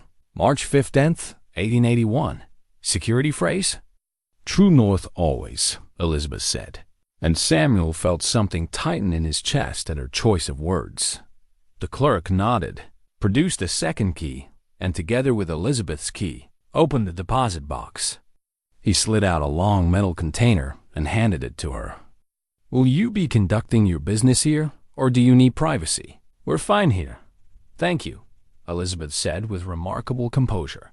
The clerk retreated, and Elizabeth opened the container with shaking hands. Inside were papers, dozens of them, carefully organized and preserved. Ledgers documenting illegal land transactions. Sworn statements from witnesses who'd seen Silas Voss commit murder. Letters proving coordination between Voss and corrupt officials. And at the bottom, wrapped in oilcloth, something that made Samuel's breath catch. It was a marshal's badge. James's original badge, the one he'd been wearing the night he died. "Pike took this from his body," Elizabeth said, her voice breaking. "Wore it as a trophy for months. I stole it back when I escaped. Wanted James to have something of himself if I ever found his grave." Samuel picked up the badge carefully, feeling the weight of it, seeing the dents and scratches that told their own story of violence and loss. He thought of his own badge, retired and hanging on his cabin wall, and of James's badge that he carried over his heart. 3 badges for 3 marshals, 2 of whom had failed to save the people they'd sworn to protect. "Not this time," Samuel promised silently. "This time, the story ends differently." "We've got everything," Elizabeth said, carefully repacking the documents into a leather satchel she brought. "Let's go before." The clerk's scream cut her off. Samuel spun to see one of Voss's guards back inside, gun drawn and pointed directly at them. The guard from outside must have realized the distraction was exactly that and sent his partner back to watch the bank. "Don't move," the guard ordered. He was young, maybe 25, with the overeager intensity of someone trying to prove himself. "Put the bag down and step away from it." Samuel calculated angles and distances with the speed of long experience. The guard was 15 feet away, partially exposed, his gun steady, but his stance slightly wrong way too far forward, which meant his balance was compromised. One good shot could take him down, but the noise would bring every guard in a 2-block radius running, and they'd never make it back to the basement. "Easy now," Samuel said, raising his hand slowly. "No need for anyone to get hurt. That's not your decision." The guard's eyes flicked to Elizabeth. "You're Margaret Sutton. Clayton Voss wants you alive, but he didn't say anything about your friend here." The gun shifted towards Samuel, and in that instant, when the guard's attention divided between 2 targets, Elizabeth moved. She grabbed a brass letter opener from the clerk's desk and threw it in a single fluid motion, not at the guard, but at the overhead lamp beside him. The lamp shattered, raining glass and oil down on the guard. He flinched, firing reflexively, but his shot went wide, burying itself in the wall behind them. Samuel didn't waste the opportunity. He closed the distance in 3 strides and drove his shoulder into the guard's midsection, taking him down hard. They hit the marble floor together, Samuel's hand clamping around the guard's wrist, forcing the gun away. The younger man was strong and desperate, fighting with everything he had. They rolled, crashed into a counter, sent papers flying. Samuel got a knee up, used it for leverage, and finally managed to slam the guard's hand against the floor hard. Enough that the gun clattered away. One punch to the jaw. Precisely placed, and the guard went limp. Samuel grabbed the gun and the satchel, pulled Elizabeth toward the basement door. Behind them, shouts erupted as people realized something was wrong. The second guard would be inside in seconds, and then they'd be trapped. They hit the basement stairs at a run. The basement storage room seemed impossibly far away, though it was only 30 feet down the corridor. Samuel heard boots thundering on the stairs above them. Multiple men now, all converging on their location. He slammed the storage room door shut and shoved a heavy crate against it. It wouldn't hold long, but they only needed seconds. Elizabeth was already at the opening, pulling away the iron bars. Samuel helped her drop through first, then passed down the satchel. The door behind them shook with impact, someone ramming it with their shoulder. Wood splintered. Samuel dropped through the opening just as the door burst open. He landed badly, his ankle twisting, pain shooting up his leg. No time to worry about it. He pulled the bars back into place as the first guard reached the opening and peered down into the darkness. They're in the tunnels. Get men to the other grates. Samuel and Elizabeth ran, or rather Samuel hobbled as fast as he could, while Elizabeth supported half his weight. The tunnel seemed longer going back, the darkness more oppressive, the sound of pursuit echoing behind them magnified by the enclosed space. He could hear men dropping into the tunnel, hear their shouts as they tried to track which direction their quarry had gone. They reached an intersection. Samuel didn't remember from the trip in. Which way? Elizabeth gasped. Samuel tried to orient himself, but pain and adrenaline were scrambling his usually reliable sense of direction. He closed his eyes, forced himself to think clearly. The livery stable had been west of the bank. Water in the drainage system flowed from east to west, following the natural slope of the land. That meant left, he said with more confidence than he felt. They took the left tunnel, moving as quickly as Samuel's injured ankle would allow. Behind them, the sounds of pursuit seemed to be getting closer. Either Voss's men were faster, or they knew shortcuts Samuel didn't. Neither possibility was encouraging. The tunnel opened into a larger chamber where 3 drainage channels converged, and there, standing in a shaft of light from a grate above, was Pike.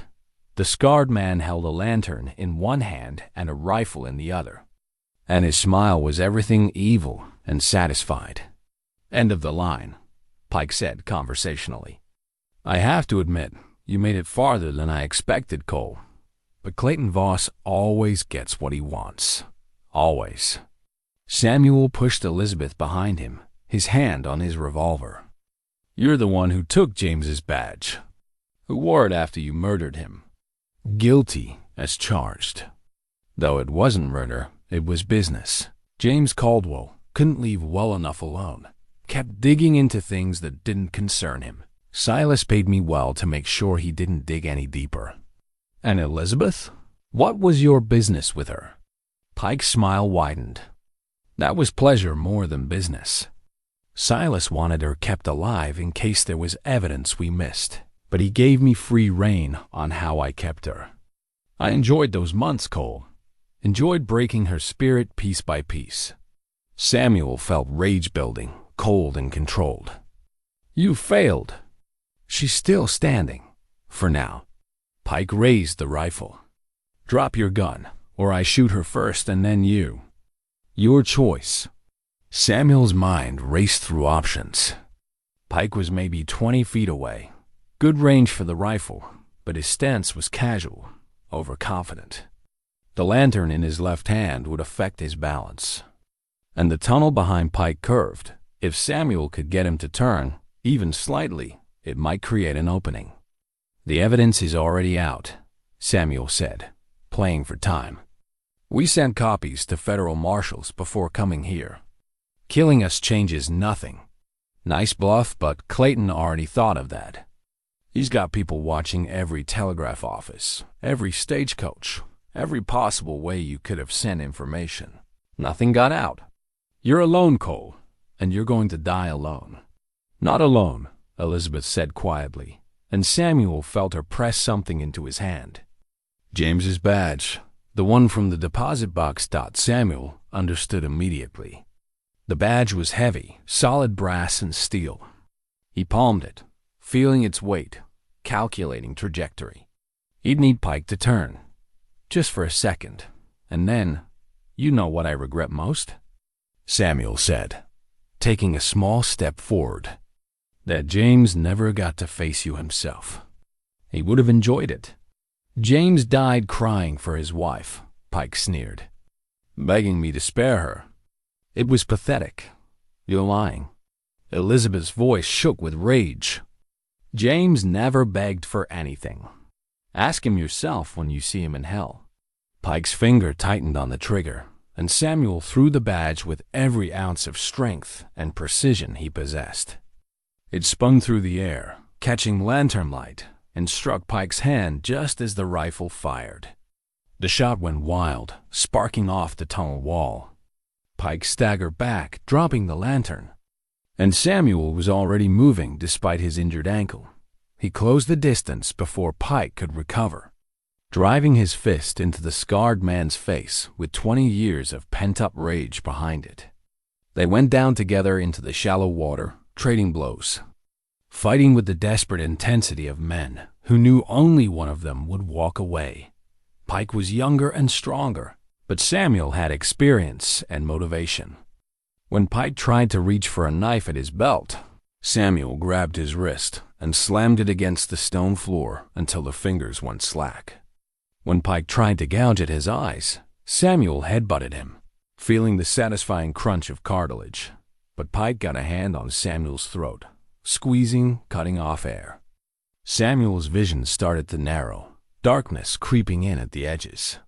He could hear Elizabeth shouting, could feel her trying to pull Pike away, but the man's grip was iron.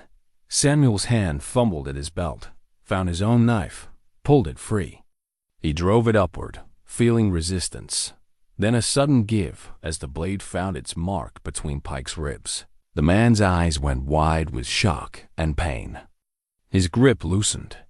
"For James," Samuel gasped, "and for every person you hurt." Pike slumped sideways into the water, blood spreading in dark clouds. Samuel pushed him away and gulped air, his throat burning. Elizabeth was beside him, helping him stand. And together they grabbed the satchel and stumbled toward what Samuel desperately hoped was the way out. They found the livery stable grate more by luck than navigation, emerging into daylight that seemed impossibly bright after the tunnel's darkness. Samuel pulled the grate closed, and they staggered away. Two broken figures carrying the weight of evidence that would bring down an empire. Dotbog was waiting where he'd promised, 2 blocks away with a wagon. He took one look at them, bloodied, soaked, barely standing, and asked no questions. He simply helped them into the back and covered them with canvas. "Ridley's creating more distractions," Doc said quietly. "We should have a clear run to the edge of town. After that, it's up to how fast these horses can move." As the wagon lurched forward, Samuel felt Elizabeth's hand find his. They lay side by side under the canvas, breathing hard, listening to the sounds of the city falling away behind them. Against all odds, they'd succeeded. They had the evidence. They were alive. But Clayton Voss was still out there, and Samuel knew this wasn't over. Not by a long shot. 3 months later, autumn had settled over Cedar Ridge with the gentle finality of a chapter closing. Samuel stood on his porch, watching the aspens turn gold against the deep green of the pines, their leaves whispering secrets to the wind. The view was the same as it had been for 20 years, but everything else had changed. The cabin looked different now. Larger, with the addition nearly complete. Townspeople had volunteered their labor neighbors Samuel barely knew, grateful for what he'd done, eager to help build something that represented hope rather than isolation. The new sign above the door, hand-carved by Henry Brennan himself. Read Cole and Caldwell in simple, honest letters. Not quite married yet, though the intent was clear. Elizabeth had insisted on waiting until the legal matters were fully resolved, until Clayton Voss was convicted and sentenced. "I want to start our life together with a clean slate," she'd said.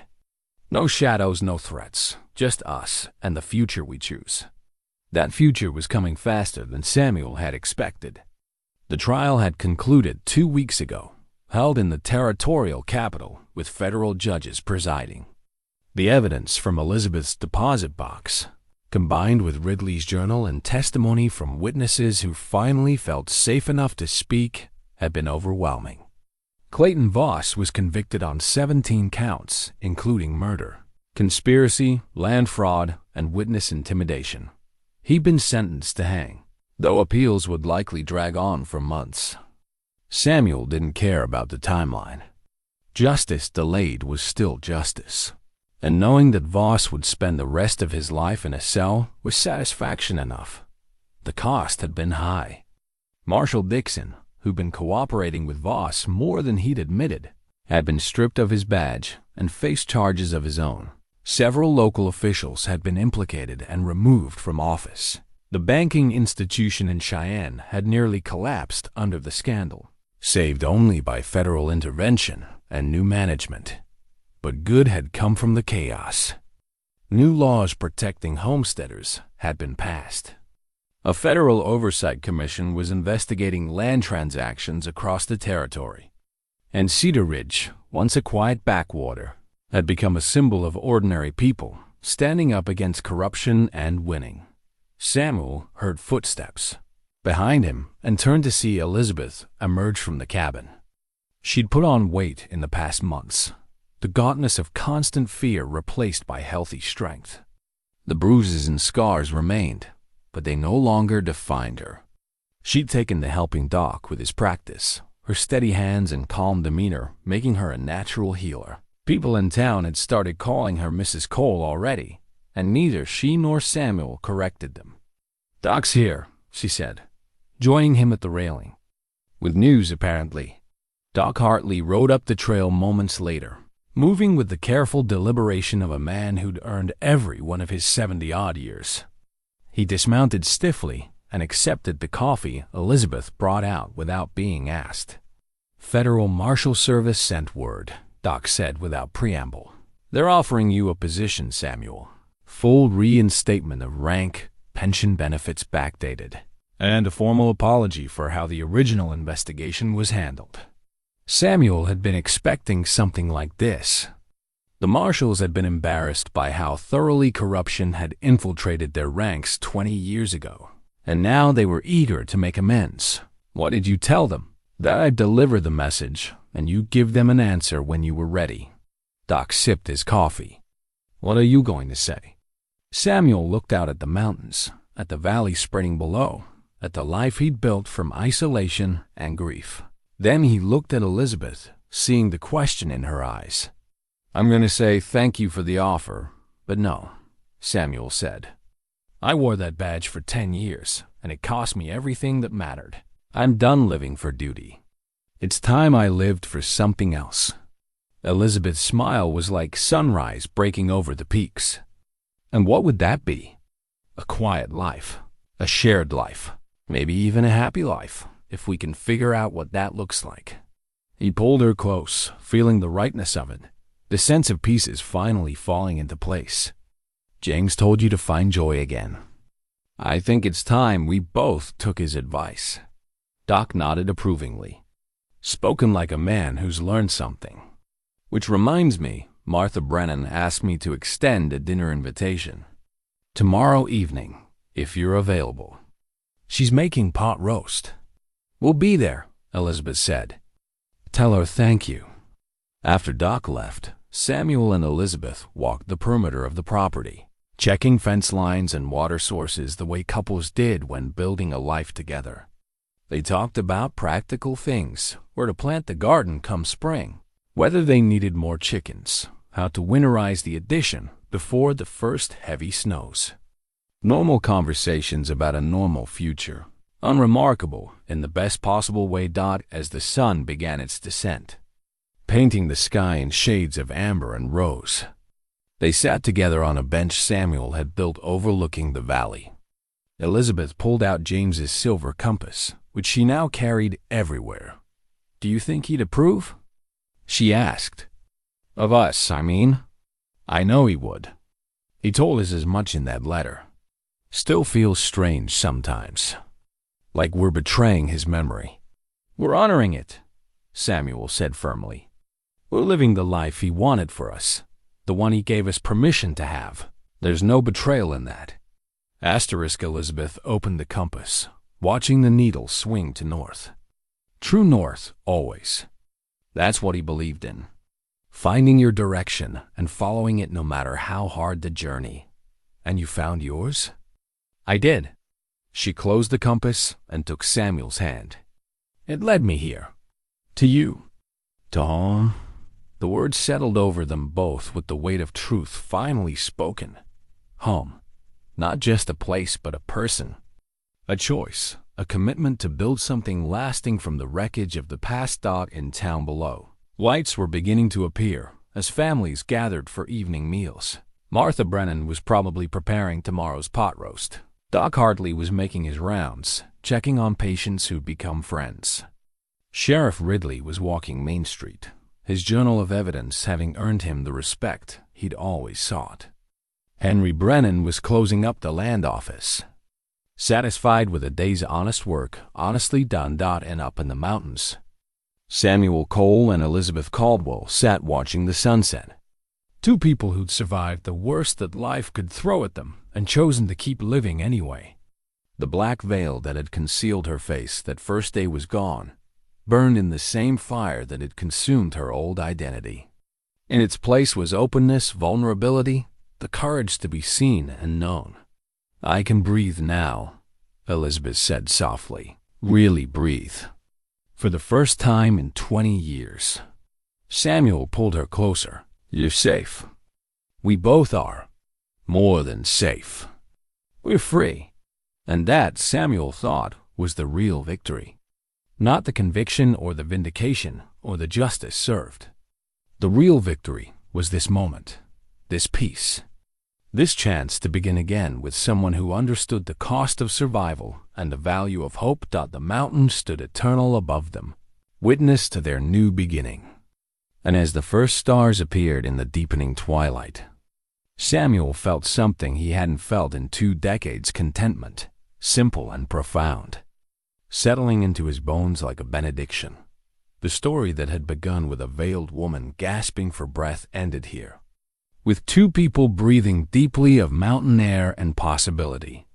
True north had led them home at last, and the journey, for all its pain and cost, had been worth every step. Tomorrow they would go to Martha's for pot roast. Next week they would finalize wedding plans. Next spring they would plant that garden and watch it grow. The future stretched ahead, full of small moments and quiet joys. The kind of life that doesn't make headlines, but makes everything worthwhile. And somewhere, Samuel liked to think, James Caldwell was watching and smiling, satisfied that his final mission protecting the people he loved had finally been accomplished. The mountain whispered its approval in the evening wind. And Samuel Cole, former U.S. Marshal and current keeper of second chances, whispered back a simple truth. "We made it, old friend. We're home."